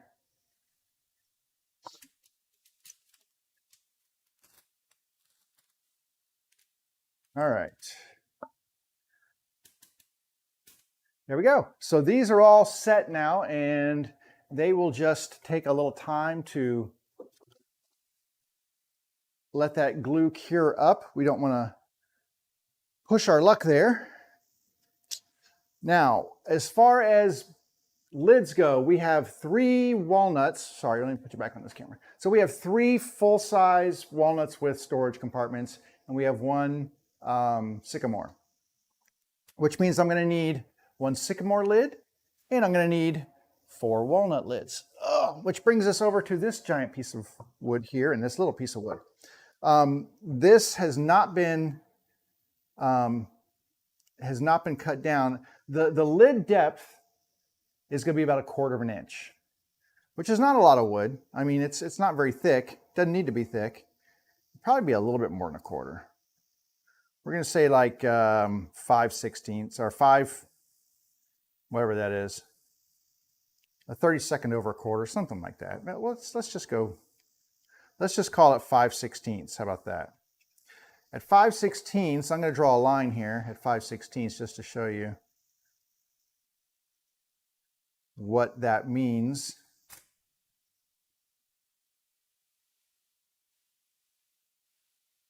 And how much wood. So I would basically be doing the same on each side. That's about the same distance on each side. All right, I'm going to come to this camera and give you a look here so you can see these lines I just drew. So this is about 5/16, which is a little deeper, a little thicker than my actual lid's going to be. All right. I'm going to have 1 piece over here and 1 piece over here. I'm going to slice this down the middle. So right down here, and actually I'll draw that line right now for you so you can see the middle line here. I'm going to have to redo these anyway. I just use my finger as a guide. It kind of works well. Anyway, I'm going to make a line slicing right down the middle with my saw. And that's going to be with my bandsaw. And that's called resawing. When I get that done, I'm going to take these 2 pieces, fold them open, and glue them together. That will give me a piece of wood that is wide enough this way, because you got to figure now it's going to be twice this width. That'll be wide enough for any of the bases, because my storage compartment is going to be ballpark, I can tell you, 4.5 inches wide. So I need a board that's going to be 4.5 inches wide. Well, this board is almost 2.5 inches wide. So if you figure, if I split this and put it together, I'm going to have a board that's almost 5 inches. That gives me, you know, a little bit more than 1/2 inch, or a little less than 1/2 inch, but 1/2 inch to work with. As far as length goes, the length of this is 1/4 inch there. Let me do it this way. So lengthwise, I'm going to need about 7.25 inches. And this is over 8 inches. So I've got plenty of wood for this. Okay, so this will do me fine. I'm going to split this down the middle, flip it over, glue it together, and then I will start flattening it down to the appropriate size to fit in there. Once I have that completely routed out, I will make the exact measurement sizes to get these cut. But the book matching is really important because it does a couple things. One, it gives me twice the amount of wood to work with, right? Because I take that piece and I split it, and that gives me twice the width on the wood that I used to have. That's the first thing. The second thing is it makes really cool patterns, because when you take that grain pattern that's on here and then you split it, well, now you've got a mirrored grain pattern in the middle. And that's why they call it a book match, because your grain pattern is mirrored. Kind of like a Rorschach test or something like that. It looks really cool in woodworking when you do that. And I usually put that seam right in the middle of the lid so that it's even on each side, and it kind of just is, it's a nice accent look to it. It's a little bit of a decorative thing. It depends on the wood as to how cool it looks, but that's kind of what we're at. So I've got a piece here. Now this is kind of funky. So this is wider on this side than this side, but I just need, I'm going to have this edge flat and this edge. I need a 90-degree angle right here. So when I run this through my saw like this, I'm getting a nice exact straight cut right here. I don't care if it's wider at the bottom. I care about what it looks like coming through here. So I'm going to get this one cut down. This I'm going to cut into pieces. This is walnut. So I need to figure out, and this is very rough walnut right now. So I need to figure out how I want to cut this down. I think I'm going to run this through the, there's a lot of figuring here. I'm going to run this through the joiner first to get a straight edge that I can use on the table saw. And lengthwise, I could probably get two. I'm not sure which side to go on. Maybe this side. I can get a lot of stuff out of here. So I don't want to waste wood on here. I'll tell you what, I'm going to take this over. Let's go over to the joiner right now. And let me clean up the jointer really quickly.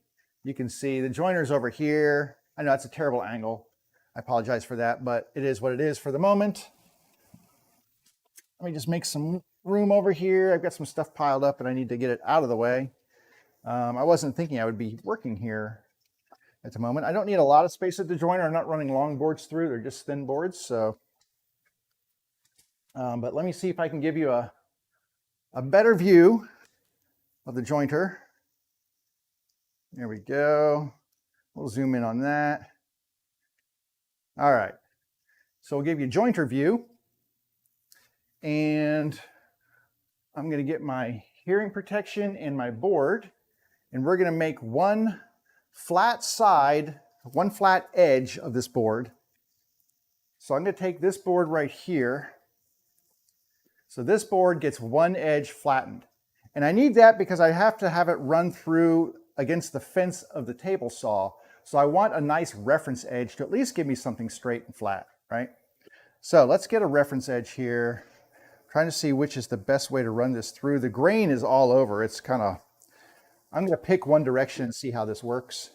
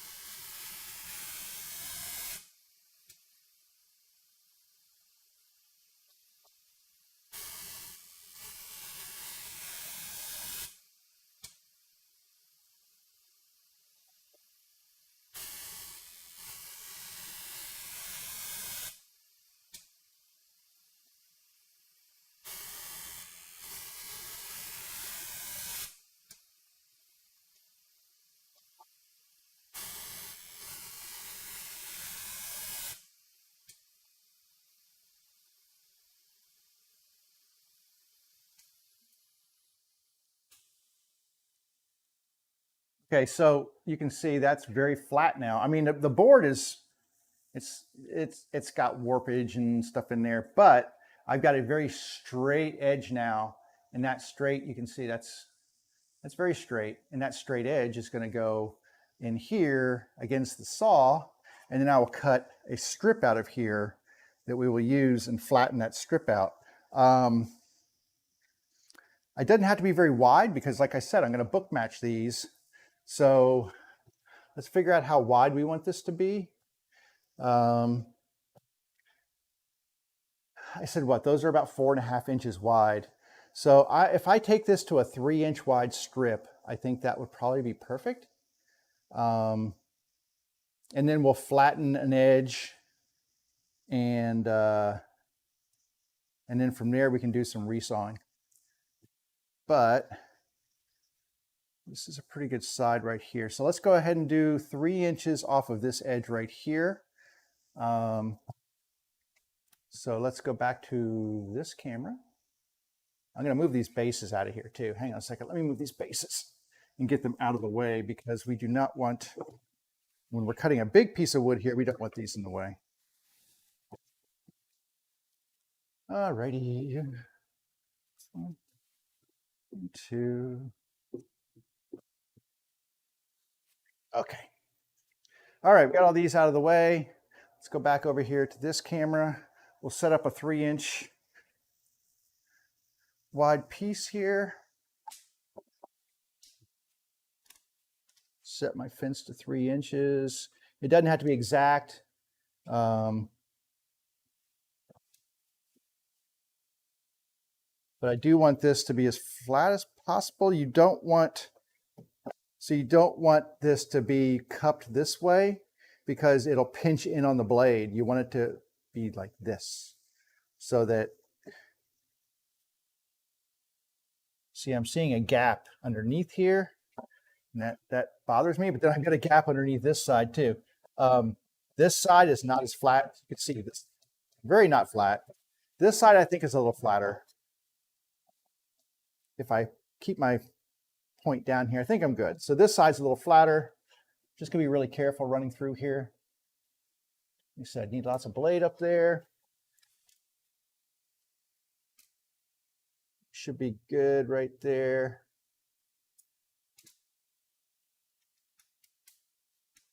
And then just set this up and run this through. Oh, that's gonna hit. Okay, I'm gonna flip this around. There we go. That's the utility of this thing, is that you can flip it around and have this against the fence, and it gives you just a little bit more room to maneuver. Okay, let's give this a run here.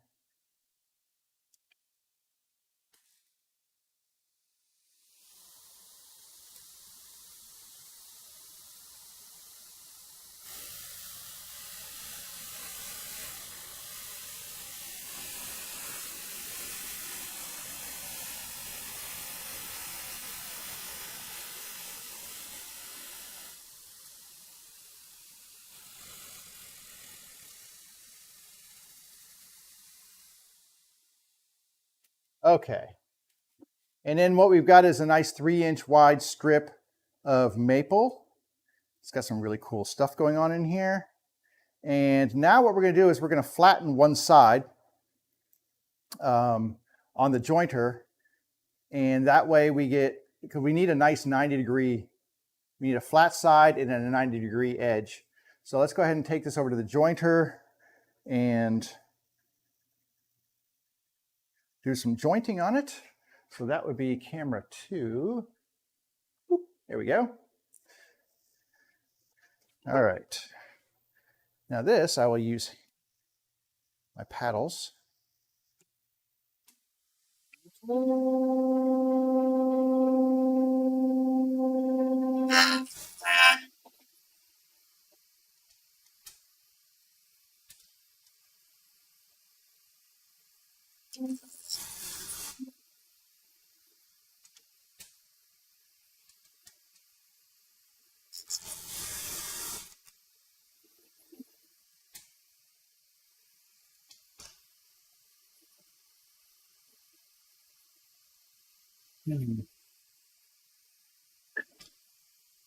That's almost flat. We're going to just go with this one.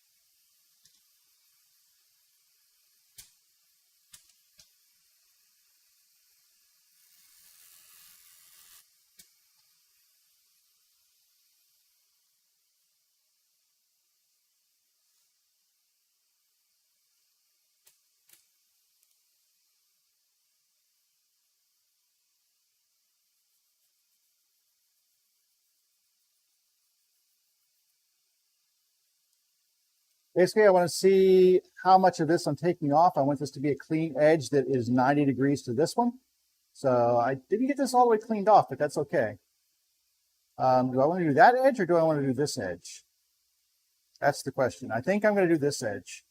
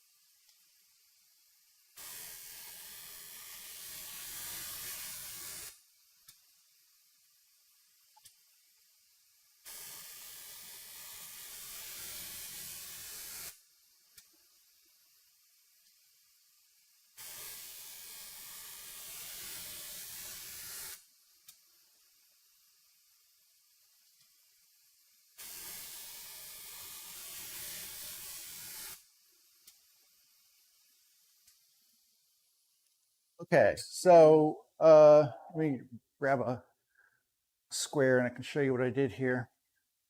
So this edge right here, I flattened this down. Now, there's a little bit of an area right here that is not flattened 100%. I'm okay with that. It's pretty much flat all the way across here. And then what I did was I flattened this wide part. See, it's narrower here than it is here. So I flattened this wide edge with this against the fence. So this should now be very square, and it is. So it's very square to my board right here. There's no, so this is my nice straight flat edge. So now when I run this through the saw, I'll have this basically against my fence, and I'll run a line right down here and split this right down the middle. So let's go over here and figure out where we actually need to make this line when I resaw this. So what I'm looking at is the total width. Now remember, this is much wider than it needs to be. This is like 3 inches. I'm only going to need 2.25 inches of width on here when I'm done, more or less. So in reality, pretty much, you know, let me see what that is. I'm going to lose about 3/4 of an inch off the top of this board right here that I don't need, but still want to split it so that I can figure out, you know, how deep that is right there and how much, you know, how wide I want this to be. I'm going to do this with my calipers just so I can be really exact here. Zero these out because I want to see at that point, I want to see how thick this is. So that is 22.84 inches, and that'd be 11.42. I'm just figuring out where my line is going to be. So 11.42.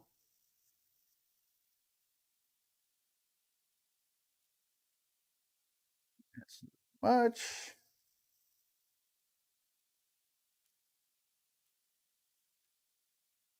Okay, there's 11.42. I mean, I'm going to be close here because that's a little less than ½ inch. That gives me, because I still have to flatten this thing down. And so I'm going to have to be doing some planing and stuff on here, but that's pretty good. So I can actually take this, well, you know what I can do is get my marking gauge. I'm going to set this up to 11.42. And then I'll set my marking gauge up with this. I just find it easier to do it that way. So that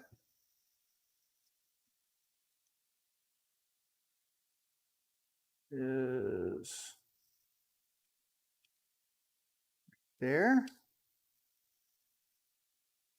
Okay. Now I can set my marking gauge up. I just loosen this, slide it in until it touches the edge, and then tighten it down. Okay. So now this is set to, should be 11.42. Looks like it is. Let me just check it and see. And what I can do is just, I've got a piece of scrap wood here. I'm just going to make a line and measure that with my caliper just to make sure that I'm getting the exact measurement I want here. Yep. All right. So using my now flattened edge and my squared bottom, I'm going to mark a line, and this is the line I'm going to follow with my saw blade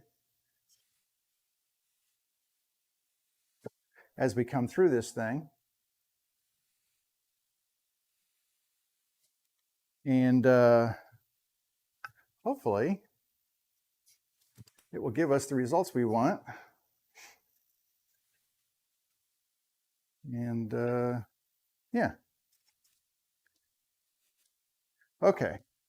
So it looks all cockeyed, but it's because this edge is tilted out. But I don't know if you can see in there, I did a mark there. There's a mark all the way down the middle here. And then what I'll do is set this up on the saw,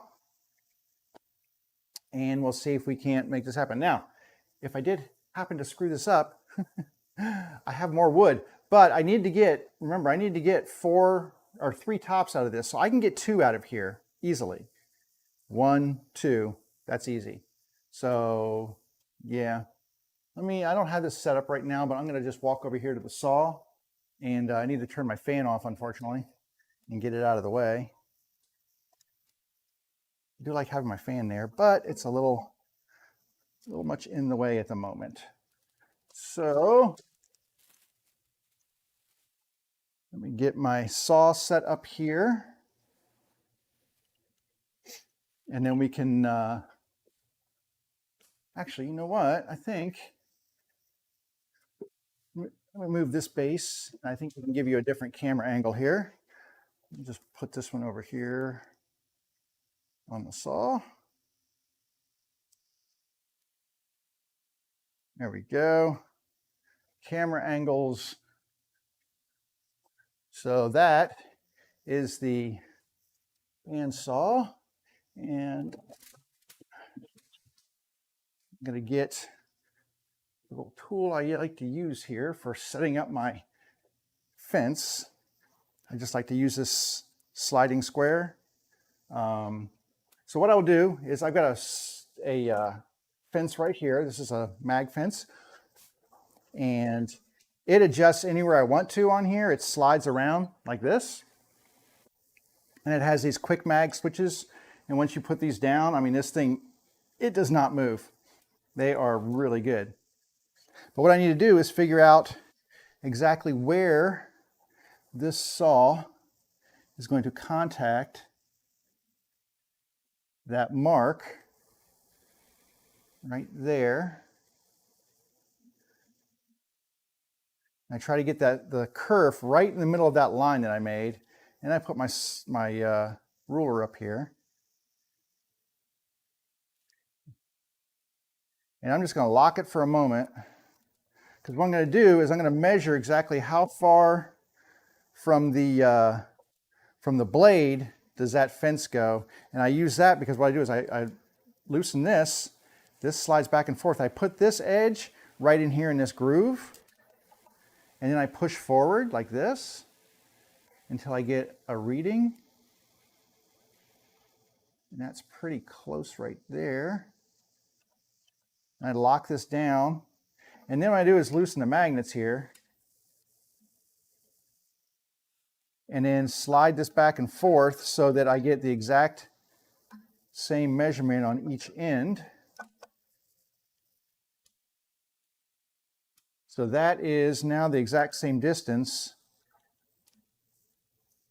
And then I come back and measure this again just to make sure it's still hitting the same spot. And it is. Now I already have my, my 1/2-inch blade on here. This is, for this saw, this is about as much as I can do on a resaw. I have a 3/4 inch blade, but it's just too big for this. I mean, I can use it, but I don't like the setup with it. So for this particular situation, I use my 1/2-inch, just go really slow. I've got this line up top. As long as I follow that and I keep this surface pressed down on my table here, I'm in good shape. The other thing I do is I'm going to lower my blade guides so that I am just clearing the wood surface here, and that keeps everything nice and tidy and running in a straight line. Let's see something here. Yep. The thing about a resaw blade is that this has less teeth, so it clears out more wood. I want to get a new bandsaw one of these days, and I want it to have like the somebody makes a resaw blade that's really, really nice. I can't remember who it is now, but something to do resawing like really tall wood. Shorter pieces like this are not such a big deal, but the taller the piece of wood is, you need to be really exact with these things. All right, let's go ahead and try this. What the heck? You know, it's only wood. Let's give it a try here. Where's my, I need my remote over here. Turn on the dust collection.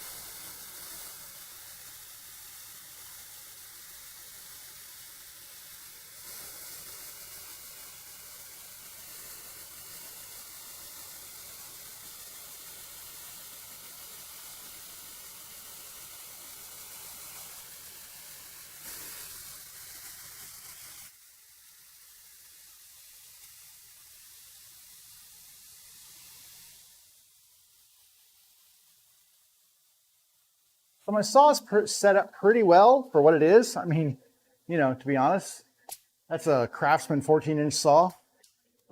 And it's not like a Laguna, which I think that's what I was thinking of. It makes the really good resaw blade is Laguna. But anyway, it's not a Laguna, but you know, it is what it is. So, come back here. Here is, let me see. Let's get you this camera angle. Maybe this will be better for you. Let's try this one. So here's what the resaw gets you is you've got the piece of wood like this, right? You cut it and then you put it together and you get these mirrored patterns on the inside. So it looks like that. So that's pretty cool. Like that, that turned out pretty well. Now the next step to doing this is I'll have to flatten this side right here because this is way too rough. So I'll flatten this down, and then once it's flat, what I'll do is I'll put this in clamps and clamp it together like this and make basically one wide board, and all of this will get cleaned off on like the jointer or whatever. But one wide board, and that will help tremendously. I might actually flatten and clean the bottom, and I'd run it through the planer to get it nice and parallel. But I need to get this edge flat now. So not too bad with the saw marks, a little bit of small saw mark in here. You know, that's what these lines are. It's where I stop for a second, and that creates a burn mark on here. But I followed my line pretty well. I don't see anywhere where I had a drift that went outside the line. Yeah, pretty good sawing there. I'm trying to remember which side went through first. I think it was this way. And my line that I made, I hit that pretty well. So, yep, that's not bad. Now, while I'm here and while I've got this thing set up to do this stuff, let's go ahead and let's measure this board. I think this is nice and square on the bottom right here. I'm going to run it through the jointer really quick just to make sure that my edge here is square. Let me get my big fat pin here. And this will just take a second. It's a small board. I do have a flat edge on here, so I've got one nice flat edge. I'm going to put that against the fence and then run it through, and it'll clean this off and make it square. So I'm sorry, I'm not changing the camera angles for this one little thing. You'll live.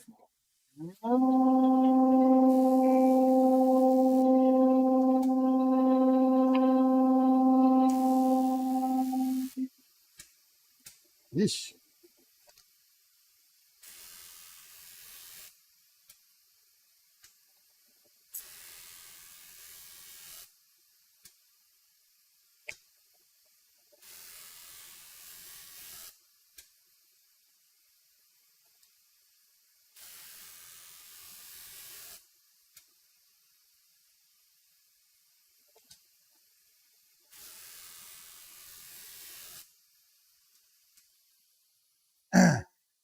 Okay, so I now have one square, one flat side here and one square side. And we're just going to check that, and that's nice and square to that, 90 degrees. That's where we want to be. Now what I'm going to do is erase all my pencil lines here so I can figure out where I actually need to be sawing this thing. Like I said, I'm going to look at the thinnest area up here and then split the difference on that. So zero this. So the thinnest area up here is 24.32.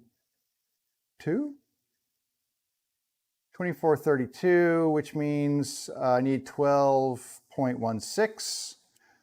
So 12.16 is kind of pretty close to where that last one was there. Okay. You know, dealing in hundredths of a millimeter is kind of difficult. Let me see if I can get this. Okay, this is going to be a little taller. And then I'll get my marking gauge set up. We'll strike a line on here. Marking gauge, loosen this, set this up.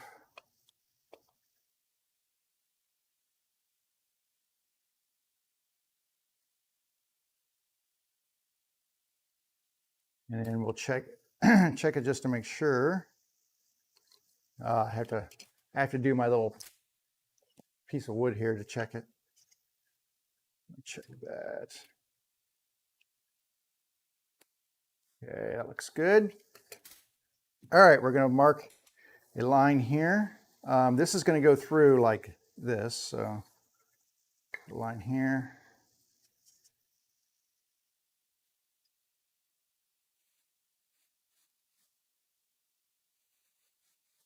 Now, if it's hard to see, I can always come back with my pencil and run it into that groove. It makes it a little bit easier to see. Because some of this is a little bit more difficult to see that line on. Anyway, marking gauge. It's awesome. If you don't have one, get yourself one. They are super good. All right, and I'm going to put my pencil in this mark that I just made here and really darken that in so I can follow it along.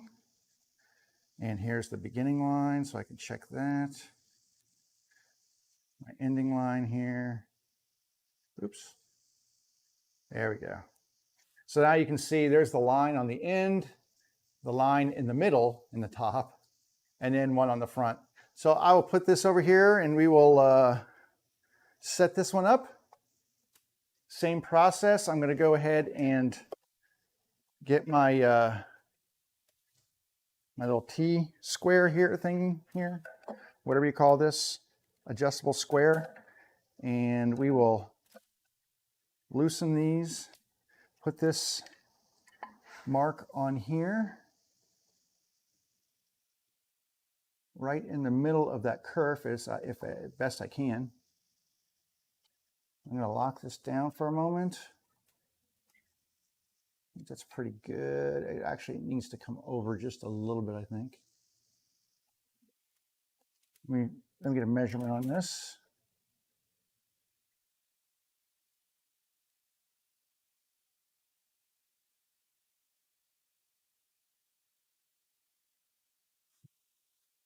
Tighten this up and just loosen these up and check the front.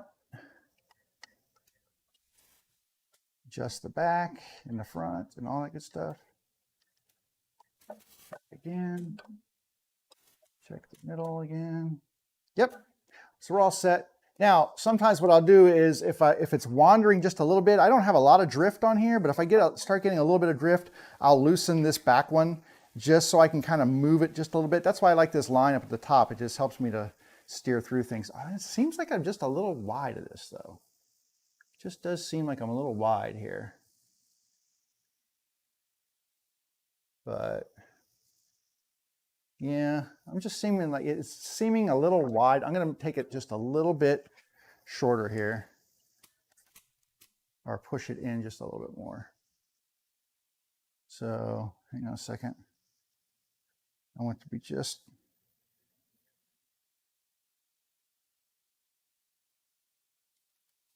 to go.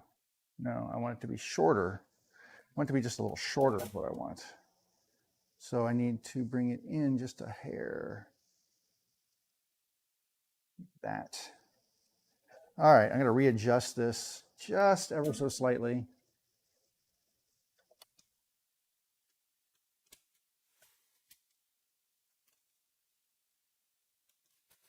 And it's better to take your time on the setup than it is to try to fix it after the fact. So there we go, that's much better. All right, put my ears on. Let's do one more cut here. Hopefully this will work out for us.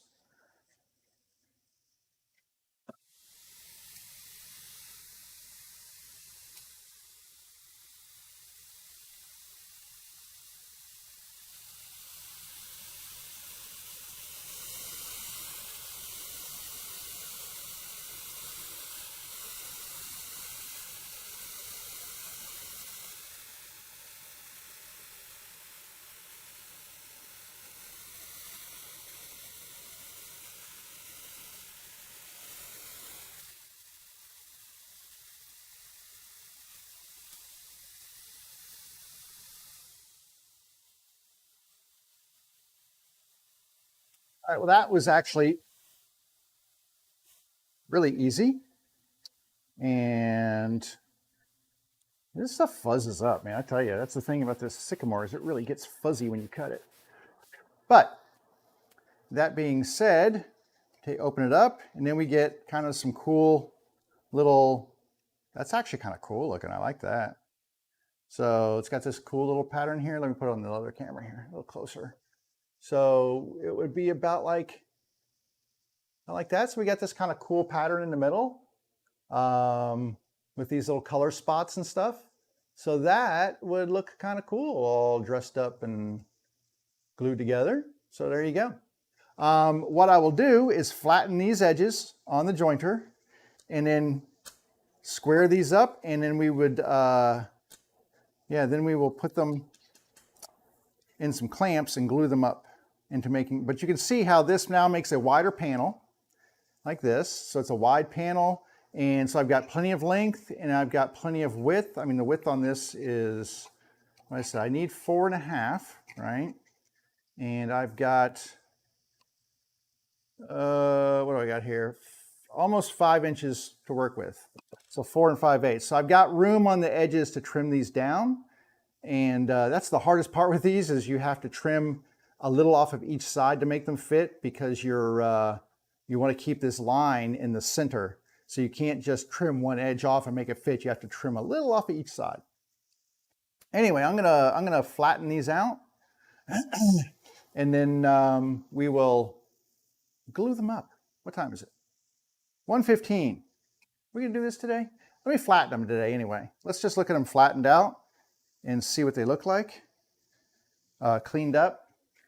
And then perhaps I will get to the gluing up of them later. And I might glue them off camera because, you know, that way you don't have to watch me glue a panel together. It's not that exciting. All right. I'm taking really light passes here. I don't want to take a lot of material. I just want to clean it up.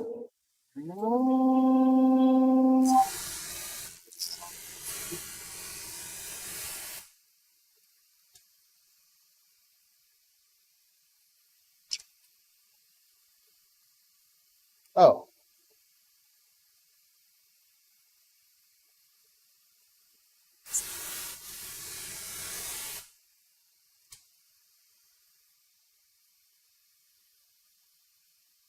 Yeah, I mean, do that, but that's okay.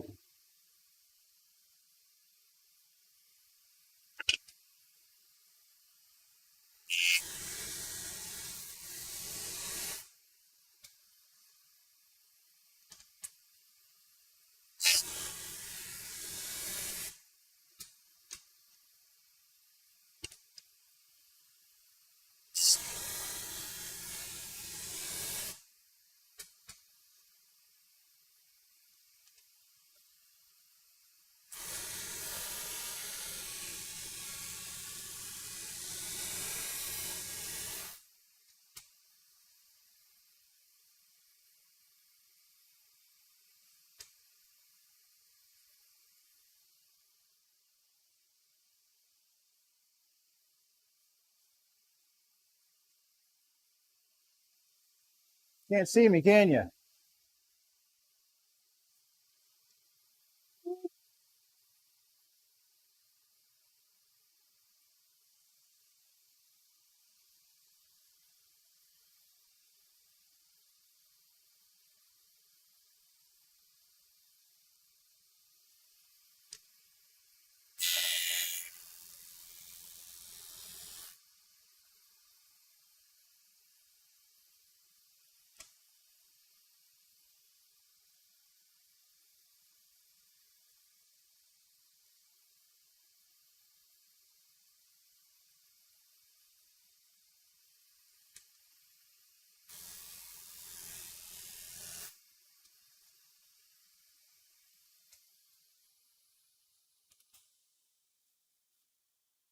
Okay, sorry about that. I was like, you couldn't see a thing I was doing. So what I did was I flattened these edges out that were on the inside here. So we get this now. which is kind of cool. Seam goes right up the middle. This is very flat. I'm just going to look here for a second. I've got no light coming through this seam right here. So these are very flat, and I can now put these in some clamps with like this face down, clamp these together with some glue in between here, and that will give me a panel to use as one of the lids. So this is what I was saying, when I do the ones with the storage compartments like this, they usually take a little bit more time just because of the extra effort that goes into creating the lids and such. Let me go ahead and I'm going to go ahead and do some glue in here real quick. We'll do that over on this table right here. I'm going to lower my saw blade. I don't need my ear muffs on anymore. So I'm going to lower my saw blade down and get a couple of panel clamps, or parallel clamps, if you will. These are the easiest things. I don't have any small ones, unfortunately. I have to use these gigantic ones, but they do the job just as well. So I will bring these like way in like this. And then I use these little bits here to hold them up so they don't tilt backwards. That. All right, so my panels over here,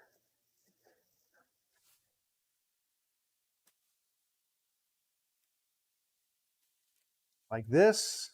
Now they're not going to go, they're going to go like this. So that's got to make sure you get them in the right area. And then they're going to go down, face down like this. In these clamps, I'm going to clamp them as far to the edges as I can, like that. So that's where the clamping pressure is going to go. I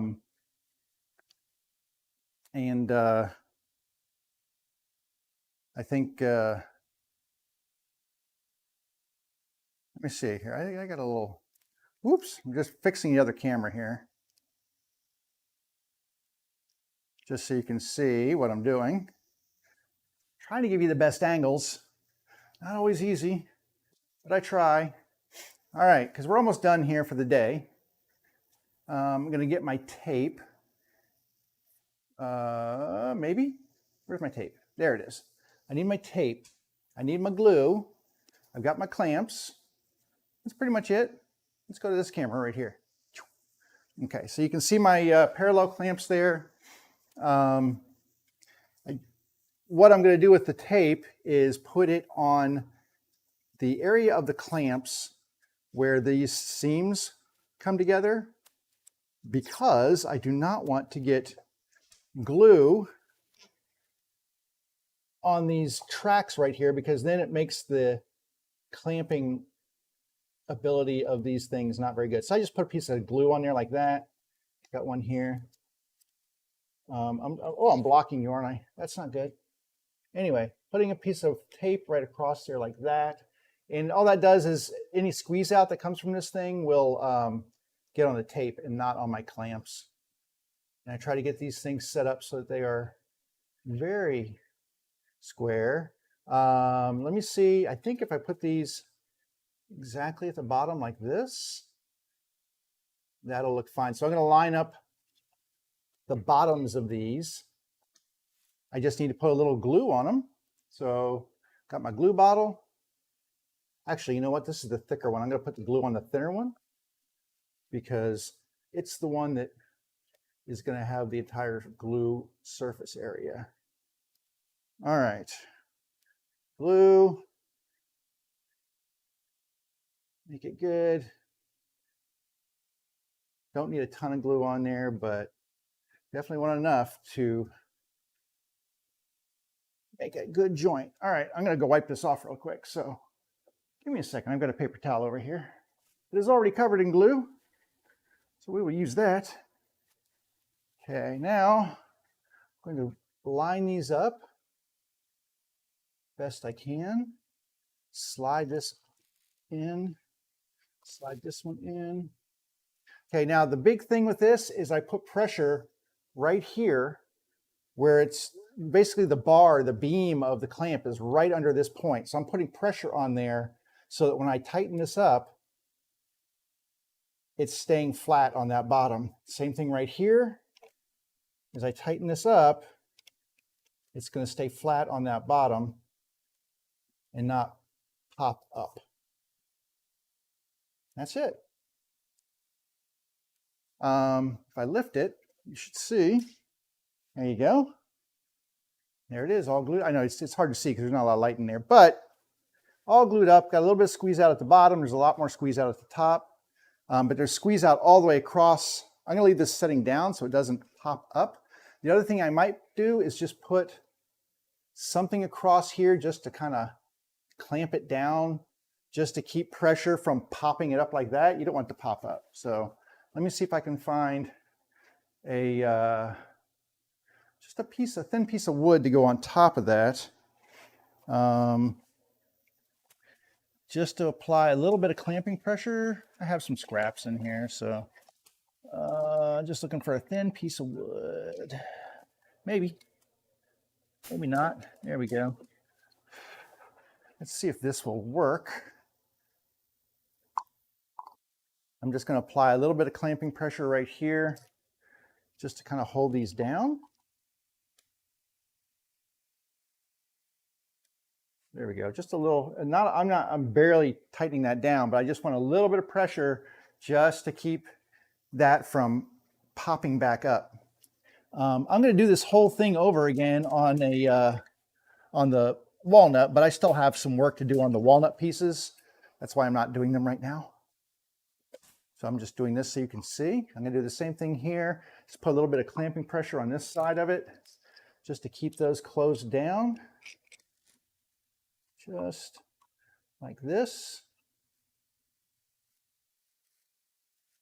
Just a little pressure. I don't want them to pop. That's all there is to it. And then, yeah, so that's the sycamore panel. That actually turned out pretty good. I like the book match on that one. It's kind of different, kind of interesting, and hopefully that'll look really cool when it's done. What time we got here? 1:30. So we put in a good solid 2.5 hours on this stuff today. Sometimes, you know, it just doesn't seem like you get a lot done. Sometimes you just roll through. Today was one of those, didn't feel like I got much done, but we did get this. This is fun. I will flatten, I'll do the same thing. This one's really thin though. This is bothering me a little bit. It's a little thin. Let me measure this in inches here. So, yeah, I've got about 1/10 of an inch to spare on this thing. Not a lot. At its thinnest point, about 1/10 of an inch, which maybe less than that.